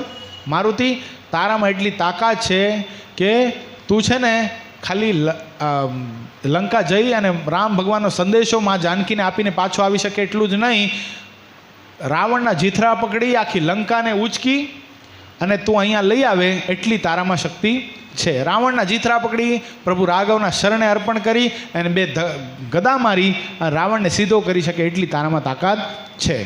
રામ કાજ હી અવતાર તિહારા. શા માટે તારો અવતાર છે? પ્રભુ રામનું કામ કરવા માટે તારો અવતાર છે. બાલ્યાવસ્થાની અંદર તું છે ને ઋષિમુનિઓને બહુ હેરાન કરતો હતો, સૂર્યને ગળવા માટે ગયો હતો. એટલે ઋષિમુનિએ તને શ્રાપ આપ્યો હતો કે આ વિદ્યા છે ને આ બહુ તોફાની બાળક છે, આના જેવો બહુ તોફાની બાળક છે. એટલે આ તું બાળપણની અંદર અહીંયા અવતાર. ક્યાં છે? અહીંયા અવતાર. સામે બેજા સીડાઉં. અરે વાહ, મસ્ત ઘડિયાળ છે. હા, બેજ આવે ત્યાં. એટલે બાલ્ય અવસ્થામાં તું બહુ તોફાન કરે છે ને, તારી બધી શક્તિ તું અત્યારે ભૂલી જઈશ, પણ જ્યારે સમય આવશે ત્યારે તને શક્તિનું યાદ આવશે. એમ ઋષિમુનિઓએ હનુમાનજીને શ્રાપ આપેલો, પણ તને કોઈક યાદ કરાવવાળું મળશે, તને એ શક્તિની યાદ પણ આવી જશે. એટલે જામવંતે યાદ કરાવ્યું, શક્તિ યાદ આવી ગઈ. હવે હનુમાનજી આમ લોંગ જમ્પની અંદર તૈયાર થાય ને એમ બે પગ પાછળ મૂકી, બે હાથ આગળ મૂકી અને જે પહાડ ઉપર ઊભા હતા એ પહાડ ઉપર જાણે આમ લોન્ચ પેડ તૈયાર કરીને જ્યાં ટેક ઓફ કર્યું ને એ પહાડ પાતાળમાં ધસી ગયું. કેટલી શક્તિ હશે! જય શ્રી રામ કહીને હનુમાનજી નીકળ્યા છે.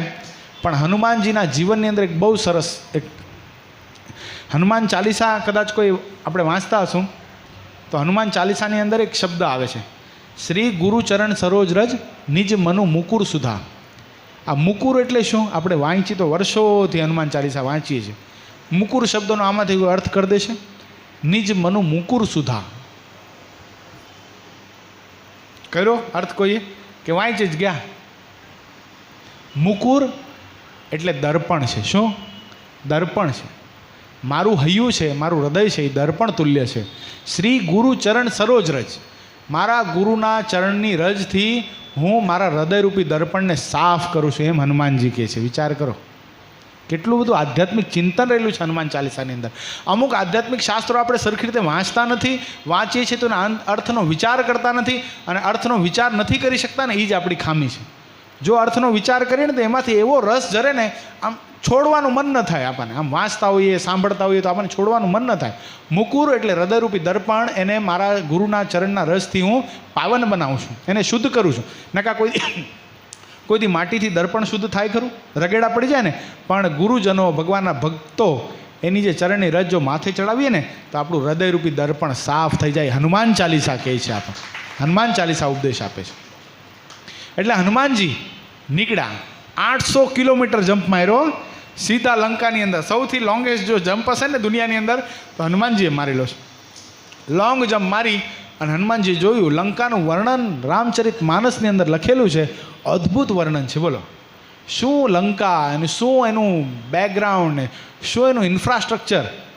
આમ એવું લાગે કે આમ આર્કિટ અને કાંકે લંકા કાંઈ બનાવી જેવું તેવી નહોતી ને. વિશ્વકર્માએ સાક્ષાત લંકા આવીને બનાવી હતી પોતે. રાવણે મજબૂર કર્યો હતો વિશ્વકર્માને, કીધું બનાવને કે મારી નાખીશ. એટલે આવી સરસ મજાની નગરી વસાવી હતી રાવણે. એમાં હનુમાનજીએ જોયું કે અત્યારે અંદર ઘૂસાય નહીં, કારણ કે પેરો ખૂબ હતો, સૈનિકો ખૂબ હતા. અત્યારે જો અંદર ઘૂસું તો લફડું થાય. હનુમાનજી ડખાથી બીતા નહોતા, પણ ડખો જ્યાં ત્યાં કરાય નહીં. ગમે ત્યાં ડખો કરી બેસાય નહીં. ડખો કરવામાં આપણું મૂળ કાર્ય કદાચ ન પણ સરે. એનું મૂળ કાર્ય શું હતું? ભગવાન રામની વીંટી માં જાનકીને આપવી હતી, અને માં જાનકીની વીંટી ભગવાન રામને પાછી આપવી હતી, અને સંદેશો આપ લે કરવો હતો. એમાં જો ડખો કરવા બેસે તો ભલે પહોંચી વળે બધાને, પણ શાંતિથી માં જાનકીની સાથે વાત કરી શકે નહીં. એટલે ખાલી બળવાળા નહોતા હનુમાનજી. કેવા હતા? સાથે બુદ્ધિશાળી હતા. બુદ્ધિમતામ વરિષ્ઠતામ, બુદ્ધિશાળીઓમાં પણ સૌથી વરિષ્ઠ એવા હનુમાનજી હતા. સત્સંગી જેમ સતાનંદ સ્વામી લખે, બોલો એમના માટે. એટલે પોતે થોડીક વાર ઊભા રહ્યા. રાત્રિનું અંધારું થયું ને ત્યારે જોયું કે આટલા મોટા શરીરને લઈને અંદર ન પ્રવેશ કરાય. મચ્છર બનીને અંદર પ્રવેશ કર્યા. મચ્છર બનીને અંદર પ્રવેશ કર્યો ને ત્યાં લંકીની ઊભી હતી. એ ચોર ઊભો રહે. લંકીની એટલે રાવણે એ સમયની અંદર આજથી 21 લાખ વર્ષ પહેલાં સ્ત્રીઓને વિમન્સ લિબરેશન, અત્યારે આપણે વાતો કરીએ છીએ, પણ લંકા આપણા ભારત દેશનો એક અસુર પણ, વિચાર કરો, વિમન્સ લિબરેશનની વાત કરે. એણે સ્ત્રીને પહેરેદાર તરીકે બનાવી હતી. લંકીની પહેરા કરતી હતી. બોલો, લંકાનો. એમાં કીધું એ ચોર ઊભો રહે. અને ચોર ઊભો રહે એમ કીધું ત્યારે હનુમાનજીના મનમાં એમ થઈ ગયું કે મચ્છર જેવું સ્વરૂપ, સૂક્ષ્મ રૂપ તરી સિંહ દેખાવે, આટલું બધું સૂક્ષ્મ સ્વરૂપ મેં ધારણ કર્યું અને નીકળવા પ્રયાસ કરતો તો આ લંકીને મને ઓળખ્યો કેમ? કેવી રીતે ઓળખી ગઈ?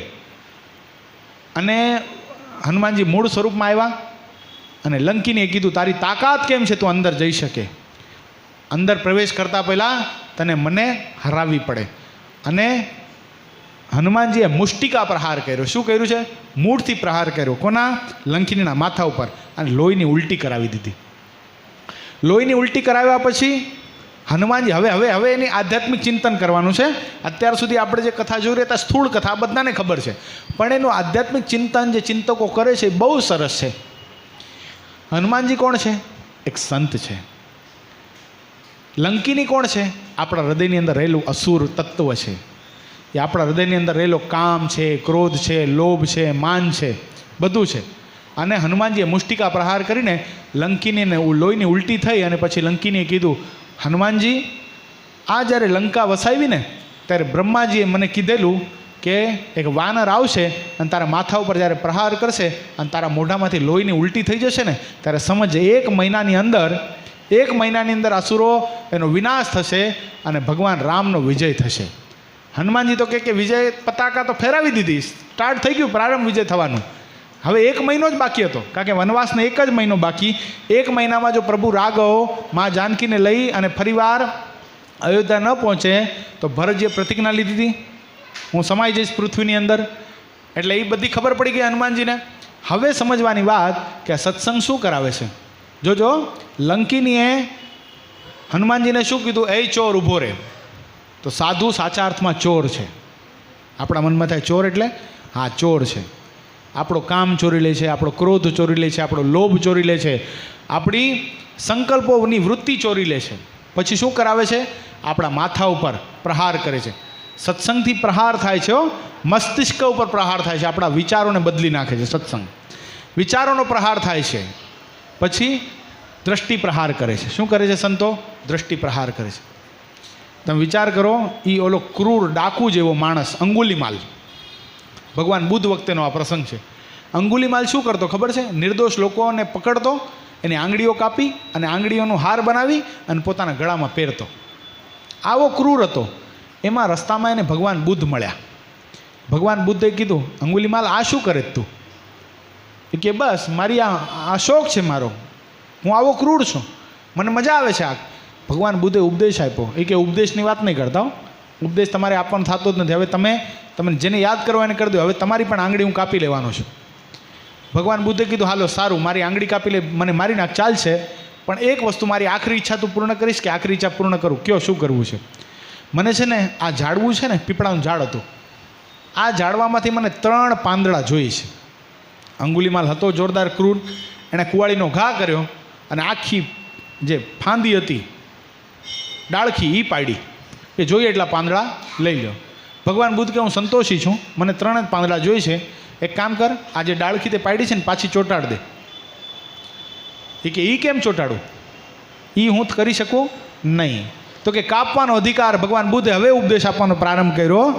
કાપવાનો અધિકાર એને જ છે જે પાછું સર્જન કરી શકતું હોય, એને જ કાપવાનો અધિકાર છે. અંગુલીમાલ કેટલાય બધા લોકોની આંગળી કાપી તે. આ પાપ છે ને ભોગવવાનો વારો આવશે ને ત્યારે રડતા આવડશે નહીં. અને અંગુલીમાલના મનમાં એમ થઈ ગયું કે કોક તત્વ આજે મને પ્રાપ્ત થયું છે. પરમ તત્વની સાથે જ્યારે આત્મ તત્વનું મિલન થાય છે ને ત્યારે ખરેખર જે આત્મા સજીવન હોય ને, આત્માની અંદર મુમુક્ષતા હોય ને, તે આ પરમ તત્વને ઓળખી શકે છે. અંગુલીમાલને મનમાં થઈ ગયું કે નક્કી આજે કોઈ પરમાત્મા અથવા તો ભગવાનના એકાંતિક સંત મને મળ્યા છે. અને અંગુલીમાલ ભગવાન બુદ્ધના શરણે આવ્યો. દ્રષ્ટિ પ્રહાર વડે ભગવાન બુદ્ધે શું કર્યું? પેલી ડાળખી પડી હતી ને, દ્રષ્ટિથી એ ડાળખી ફરીવાર એ ઝાડની સાથે ચોંટી ગઈ. અંગુલીમાલના મનમાં એમ થઈ ગયું ખરેખર મને પરમાત્માના દર્શન થયા અને બુદ્ધમ શરણમ ગચ્છામી, ધર્મમ શરણમ ગચ્છામી. અંગુલીમાલ ભગવાન બુદ્ધનો સાધુ થઈ ગયો. બોલો, આ સત્સંગ કરાવે છે. શું કરાવે છે? દ્રષ્ટિ પ્રહાર કરે છે. મુષ્ટિકા પ્રહાર વડે માણસના વિચાર ફેરવી નાખે છે. આપણે લોધિકાના અભયસિંહની કથા સાંભળી હતી. જીભાઈના દીકરા લોધિકા નરેશના દીકરા અભયસિંહજી કેટલા ક્રૂર. આ એકાદશી પવિત્ર ચાલતી હોય એમાં એના પિતા જીભાઈ અભયસિંહજીને એમ કે બેટા આજે અનાજ નહીં ખાતો, આજે ફરાળ કરવું પડે. જી બાપુજી ચોક્કસ આજે ફરાળ કરીશ. જંગલમાં ગયા, શિકાર કર્યું. શું કર્યું? ચકલાની જીભ ભરીને લાવ્યા. પોતાના પિતા ખાલી પાણી પીવે છે, નકોરડી એકાદશી કરે છે, સામે એણે એક વસ્ત્રની અંદર એક પાત્ર ઢાંકેલું રાખ્યું. બેટા શું કરે છે? કે મારે ફરાળ કરવું છે. કે સારું ફરાળ કર. ફરાળમાં શું કરવાનું છે? બાપુ આપ જ જોઈ લો ને. અભયસિંહ જે કપડું ઉઘાડ્યું ને, અભયસિંહ મોઢામાં તો ચીસ નીકળી ગઈ. આ શું? ચકલાની જીભ. જે ઘરની અંદર અનગઢ પાણી ના આવે એ ઘરની અંદર માંસ ખાય છે, ચકલાની જીભનું તું ફરાળ કરીશ? બાપુ તમે તો કીધું તો અનાજ નહીં ખાવાનું. આવા ક્રૂર અભયસિંહજી, કેવા ભયંકર, જાણે કુસંગનું ઘર કહેવાય એવા ભયંકર અભયસિંહજી એકવાર મેંગણી ગામની અંદર, બાજુના ગામની અંદર મેંગણી લોધિકા બેનું રજવાડું હતું અભયસિંહજીનું. એમાં બાજુના ગામની અંદર સદગુરુ ગોપાળન સ્વામી, અનાદિ મૂળ અક્ષર મૂર્તિ, સ્વામિનારાયણ સંપ્રદાયના સમર્થમાં સમર્થ કોઈ સાધુ કહી શકાય ને તો અનાદિ મૂળ અક્ષર મૂર્તિ સદગુરુ ગોપાળન સ્વામી એ પધારેલા. અને જીભાઈના ગુરુ એટલે અભયસિંહજીને જીભાઈએ કીધું કે મેંગણીની અંદર આપણા ગુરુવર્ય સદગુરુ ગોપાળન સ્વામી પધાર્યા છે, તો એના દર્શન કરવા માટે આવજે. અભયસિંહજી કીધું સારું. અભયસિંહને તો મનમાં હતું કાંઈ મારે જવું નથી. એમ શિકાર કરવા માટે નીકળ્યા. એક કાળિયાર મૃગ મળ્યો. હવે કાળિયાર મૃગની પાછળ લાગ્યા અને આ બાજુ જીભાઈ ગયા છે ક્યાં? સદગુરુ ગોપાળન સ્વામી પાસે. સદગુરુ ગોપાળન સ્વામીને કહે છે સ્વામી તમારા આશીર્વાદથી દીકરો થયો, આવો દીકરો આપ્યો એના કરતાં પથ્થર આપ્યો હોત ને એ સારું હતું, આના કરતાં પાણા પાક્યા હોત ને તોય સારું હતું. આવો દીકરો, આવો પાપી, ધિકાર છે ધિકાર. સદગુરુ ગોપાળન સ્વામી મંદાશ્ય કરીને કે અભયસિંહજી જીભાઈ તમારો દીકરો છે ને અક્ષરધામનો મુક્ત છે. અરે મુક્ત શું છે સ્વામી? પાપનું ઘર છે અને મુક્ત કયો છો તમે? એકાદશીના દિવસે ચકલાની જીભનો ફરાળનો કરનારો મુક્ત કઈ રીતે હોઈ શકે? સ્વામી કે મુક્ત આવી રહ્યો છે જીભાઈ, અભય આવી રહ્યો છે. અને સ્વામીએ શું કર્યું ખબર છે? સ્વામીની શક્તિ કેવી? પોતાની દ્રષ્ટિ વડે એ મૃગની વૃત્તિની સાથે સ્વામીએ પોતાની વૃત્તિ જોડી અને મૃગની પાછળ અભયસિંહજી પોતાની બંદૂકના પ્રહારો કરતા જાય, ફાયરિંગ કરતા જાય. મૃગ ગમે એમ કરીને એ ફાયરિંગને બચતો જાય અને લોધિકાથી ભાગતા ભાગતા એ મૃગ મેંગણી સુધી આવ્યો અને મેંગણીની અંદર એ મૃગ અદ્રશ્ય થઈ ગયો. અને અભયસિંહજીના મનમાં શિકારીના હાથમાંથી જ્યારે શિકાર છૂટે ને ત્યારે એને ખૂબ વસમું લાગે. અભયસિંહજીના મનમાં એમ થઈ ગયું શિકાર તો છૂટી ગયો, પણ જોયું તો મેંગણી બધા આવી ગયા હતા પોતે ભાગતા ભાગતા. અને પોતાના પિતા બાજુમાં જ એ ઘરની અંદર જ હતા. ઘોડી દેખાણી પોતાના પિતાની. અરે આ તો મારા પિતાની ઘોડી છે અને મારા પિતા આજે મને કીધું હતું, બાપુએ આજે મને કીધું હતું કે આપણા ગુરુ સદગુરુ ગોપાળન સ્વામી જેના આશીર્વાદથી તારો જન્મ થયો છે એવા આપણા ગુરુ પધાર્યા છે, તેના દર્શન કરવા માટે આવજે. આ બાજુ જીભાઈ અને ગોપાળન સ્વામી સંવાદ કરે છે. સ્વામી તમે કહો છો અભય આવી રહ્યો છે, અભય અહીંયા ન આવે સ્વામી. અરે જીભાઈ હું તમને કહું છું ને, હું જોઈ રહ્યો છું અભય આવી રહ્યો છે. અને જ્યાં આમ સ્વામી બોલ્યા ત્યાં દરવાજો ખુલ્યો અને અભયસિંહજીએ પ્રવેશ કર્યો અને દ્રષ્ટિ પ્રહારથી અભયસિંહજી ઉપર ત્રાટક દ્રષ્ટિ જ્યાં કરી, સદગુરુ ગોપાળન સ્વામીના દ્રષ્ટિ પ્રહાર વડે અભયસિંહજીના હૃદયમાં રહેલો પાપ ટળી ગયો છે. પાપ ટળી ગયો, હૃદયની અંદર થઈ ગયું કે મારા પિતાએ કેટલી બધી સાધનાઓ કરી, કેવા મારા પિતા ભગવાનના એકાંતિક ભક્ત, અને હું આવા ધંધા કરું છું, પાપના ધંધા કરું છું, મારા પિતાને કોચવું છું. આવા મહાન એકાંતિક ભક્તને હું કોચવીશ ને ક્યાં ભવે છૂટીશ, ક્યાં ભવે છૂટીશ. બહુ રડ્યો, બહુ. અભયસિંહ બહુ રડ્યો. અભયસિંહજી રડતા નેત્રે ગોપાલ સ્વામીના પગમાં પડી ગયા. સ્વામીને કે સ્વામી, મારા જેવો અધમ પાપી એનો ઉદ્ધાર કઈ રીતે થાય? સ્વામી કે બસ આ તારું પશ્ચાતાપ છે ને એ તારા પાપનું પ્રાયશ્ચિત છે, ચિંતા કર નહીં. આજ પહેલાં તું પાપી હતો જ નહીં, તું તો મુક્ત હતો, પણ તને વચમાં કુસંગનો યોગ થઈ ગયો ને એટલે તારું જીવન આવું બગડી ગયું. જા અભય, જા, ચિંતાનો ત્યાગ કર, આજથી તું ભગવાનનું ભજન કરજે. અને સંપ્રદાયનો ઇતિહાસ જો કે આપણે એની કથા બહુ વિસ્તારથી કરેલી છે. શ્રીજી મહારાજના નિષ્ઠાવાન ભક્તો એની જે કથા આવે છે ને એની અંદર આપણે કથા બહુ વિસ્તારથી કરેલી. કદાચ સાંભળી તો સાંભળી શકો છો. પણ એમ કહેવાય કે અભયસિંહજીને ભગવાન સ્વામિનારાયણના મહાન એકાંતિક સંત સદગુરુ ગોપાલ સ્વામીના આશીર્વાદથી કુસંગનો ત્યાગ કર્યો. એટલું જ નહીં, 6 કલાકનું ધ્યાન લાગ્યું. વિચાર કરો, એક પાપી, એક કુસંગી, આવો ભયંકર માણસ, એને 6 કલાક પરમાત્માનું ધ્યાન લાગી શકે. ક્યાંથી? સત્સંગ શું કરે છે? દ્રષ્ટિ વડે પ્રહાર કરે છે. આપણે એ જ વાત જોઈએ છે. હજી લંકીની પાસે જ ઊભા છે હનુમાનજી, પ્રસંગ વચ્ચે આવતા જ હશે. આમ સત્સંગ વડે પ્રહાર કરે છે. રક્તની ઉલટી કરાવી દીધી. રક્તની ઉલટી કરાવી દીધી એટલે સત્સંગ શું કરે છે? સંતો શું કરે છે? આપણને વિરક્ત બનાવે છે. રક્તથી પર થઈ જઈએ એટલે શું થઈ ગયા? આપણે વિરક્ત થઈ ગયા. વિરક્ત બનાવ આપણા મનમાંથી. આપણે ક્યાં ના વિરક્ત? વિરક્ત એટલે તો સાધુ થઈ ગયા નહીં, આપણે ઘણા બધા વિરક્ત થઈ ગયા છીએ. આ સત્સંગમાં આવતા આવતા આપણે કેવા વિરક્ત થઈ ગયા છીએ? આપણને પર નારી માત સમાન લાગે છે, પર નારી બેન સમાન લાગે છે. આ વિરક્તિ છે. દુનિયામાં જોઈ તો આવજો, કેવા ભૂખ્યા વરુ જેવા માણસો, પ્રાણી જેવા આટા મારે છે, પર નારી નીકળી નથી, એને ભોગવવાની ઈચ્છા ધરાવતા હોય છે. જ્યારે આપણી વૃત્તિ કેવી થઈ ગઈ? સત્સંગમાં આવ્યા થકી પવિત્ર વૃત્તિ થઈ ગઈ. ભલે કદાચ આમાં બેઠેલા લોકો લાખો કરોડોનો વ્યવહાર કરતા હશે, પણ પરધન કેવું માનીએ છીએ આપણે? પથ્થર સમાન માનીએ છીએ. નીતિવાન જીવન જીવીએ છીએ. આ સત્સંગ શું કરે છે? વિરક્ત બનાવે છે. ન ખાવાનું આપણે ખાતા નથી, સત્સંગ શું કરાવે છે? આપણને વિરક્ત બનાવે છે. ન કરવાના ધંધા કરતા નથી, અનિતિ કરતા નથી, ભગવાનના સંતોની સાથે રહીએ છીએ. આ સત્સંગ આપણને વિરક્ત બનાવે. તમે કલ્પના કરો, આજે રવિવારનો દિવસ અને આટલા બધા સ્ત્રી ભક્તો અને પુરુષ ભક્તો સંતોની ગેરહાજરીમાં પણ સત્સંગ સાંભળવા માટે આવે. એ આપણને સત્સંગે અને સંતોએ કેવા વિરક્ત બનાવ્યા, ત્યારે આપણે બધા અહીંયા શાંતિથી બેસી શકીએ, આ સત્સંગની કથા સાંભળી શકીએ. એટલે સત્સંગ શું કરાવે છે? આપણને વિરક્ત બનાવે છે. ભગવાનના સાધુ પુરુષોનો સમાગમ છે ને, એક લવ સત્સંગ. કેટલો?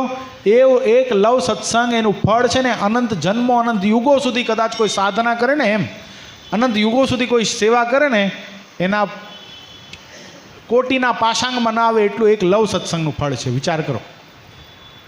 એ રેથડ ગામના લાલજી ભગત, એને હૃદયમાં એક જ અભિલાષા હતી, મને પરમાત્મા મળે, ભગવાનમાં પ્રેમ મારે કરવો છે, બસ હવે ભગવાન મેળવવા છે. રેથડ ગામની સીમની અંદર ગોધરેશ્વર મહાદેવ, એનું મંદિર, અને મહાદેવનું ભજન કરે, મહાદેવની પૂજા કરે. હૃદયમાં એક જ એવો સંકલ્પ, મારે આ દેહને પ્રગટ ભગવાનના દર્શન કરવા છે, મારે આત્યંતિક કલ્યાણ સાધી લેવું છે. આવો હૃદયની અંદર સંકલ્પ, અને ગોધરેશ્વર મહાદેવ આ મુક્ષુ આત્માના જીવનને જોઈ અને અતિશય રાજી થયા, અને મહાદેવે પ્રગટ આ લાલજી ભગતને દર્શન આપ્યા. બોલ બેટા લાલજી, તારી શું ઈચ્છા છે? બસ મારું આત્યંતિક કલ્યાણ થાય, મને પ્રગટ ભગવાન મળે એવી અભિલાષા હતી. આપે મને દર્શન આપી દીધા, મારો સંપૂર્ણ સંકલ્પ પૂરો થયો. અરે બેટા નહીં, તું ભૂલો પડ્યો. હજી તારો આત્યંતિક કલ્યાણ કરી શકું એ મારી સ્થિતિ નથી. આત્યંતિક કલ્યાણ જો કરવું હોય ને, અત્યારે ઘોર કળીકાળની અંદર આત્યંતિક કલ્યાણ થાય એવા પૂર્ણ પુરુષોત્તમ નારાયણ, આ ભગવાન સ્વામિનારાયણ આ પૃથ્વી ઉપર પ્રગટ બિરાજે છે, તો એનો આશરો સ્વીકાર, તારું આત્યંતિક કલ્યાણ કરશે. એ ભગવાનને હું ગોતીશ ક્યાં છે? અહીંયાથી થોડી દૂર વડતાલની અંદર ભગવાન શ્રી હરિ બિરાજે છે.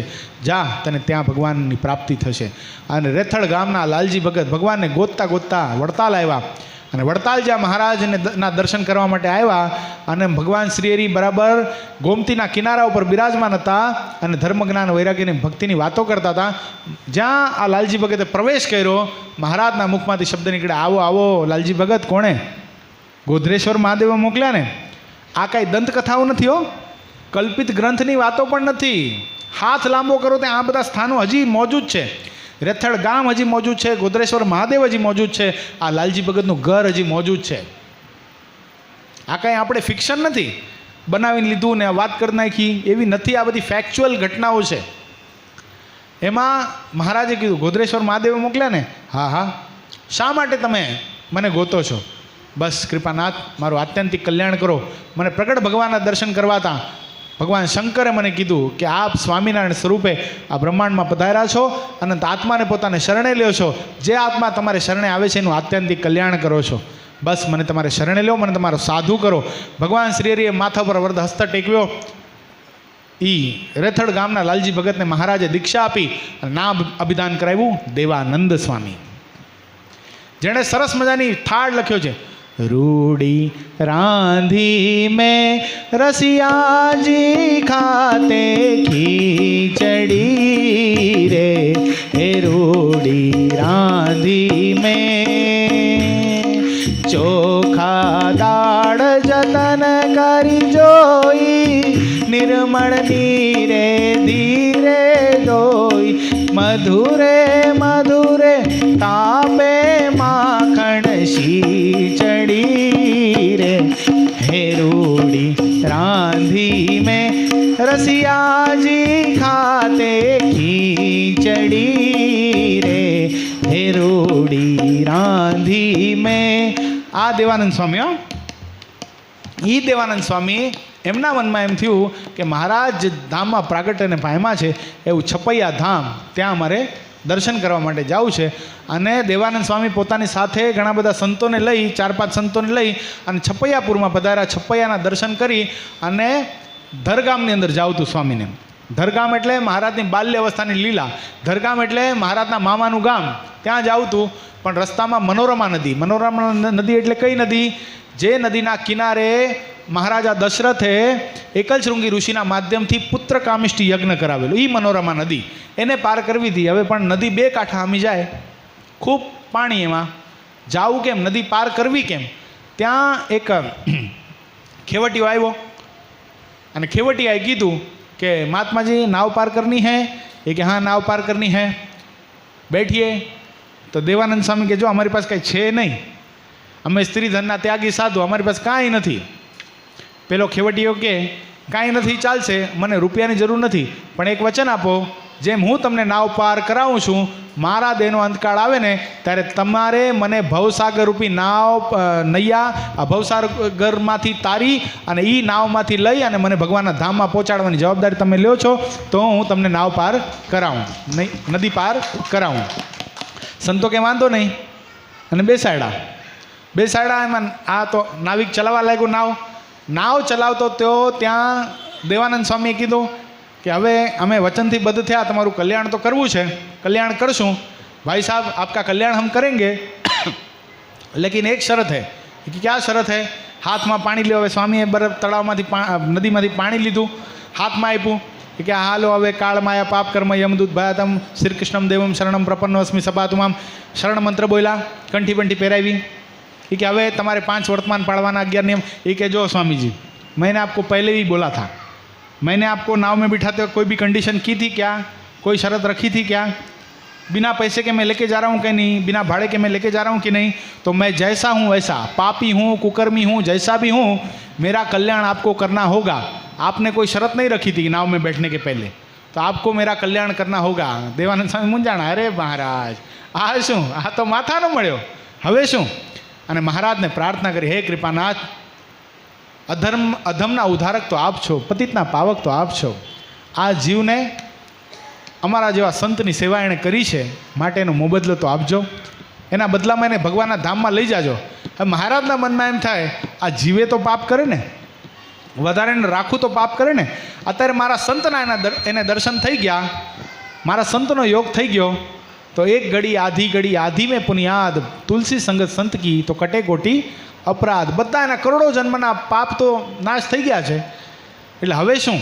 બસ સંતોને ઓલા કાંઠે ઉતાર્યા, ધરગામની અંદર ઉતાર્યા, અને આ નાવિકના મનમાં એમ થઈ ગયું બસ હવે કંઈ ફેરા કરવા નથી, ઘરે જ આવશે. ઘરે જતો રહ્યો.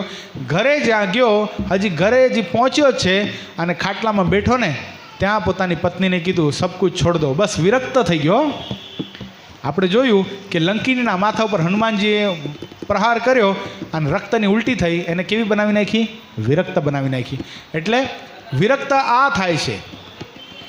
પોતાના પરિવારજનોને કીધું કે હવે હું ભગવાન સ્વામિનારાયણ બોલતાય નહોતું આવડતું, ઓલા સંતો આવ્યા હતા, એના ભગવાન અને એ સંતો મને તેડવા માટે આવ્યા છે અને હું ભગવાનના ધામમાં જાઉં છું. આ સત્સંગનો પ્રતાપ અને આ સત્સંગ કરાવે છે. વિચાર કરો, એક જ દિવસનો સત્સંગ નહીં, કેટલો?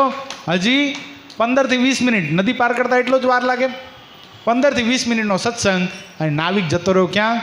ભગવાનના ધામમાં. આટલો સંતનો સમાગમ કરવાનો ફળ પ્રાપ્ત થાય. જો છેલ્લા શબ્દોની અંદર કહે છે, જો ફિરતા સંત સમાજ મળે, જો ફિરતા સંત સમાજ મળે, તો સુખે મનની ભ્રાંતિ ટળે, તો સુખે મનની ભ્રાંતિ ટળે. એ કહે બ્રહ્માનંદ સંત માહી ભળે, કહે બ્રહ્માનંદ સંત માહી ભળે. સત્સંગ વિના, સત્સંગ વિના જન્મ મરણ બ્રહ્મ જાળ મટે નહીં જંતને. સત્સંગ વિના, સત્સંગ વિના જન્મ મરણ બ્રહ્મ જાળ મટે નહીં જંતને.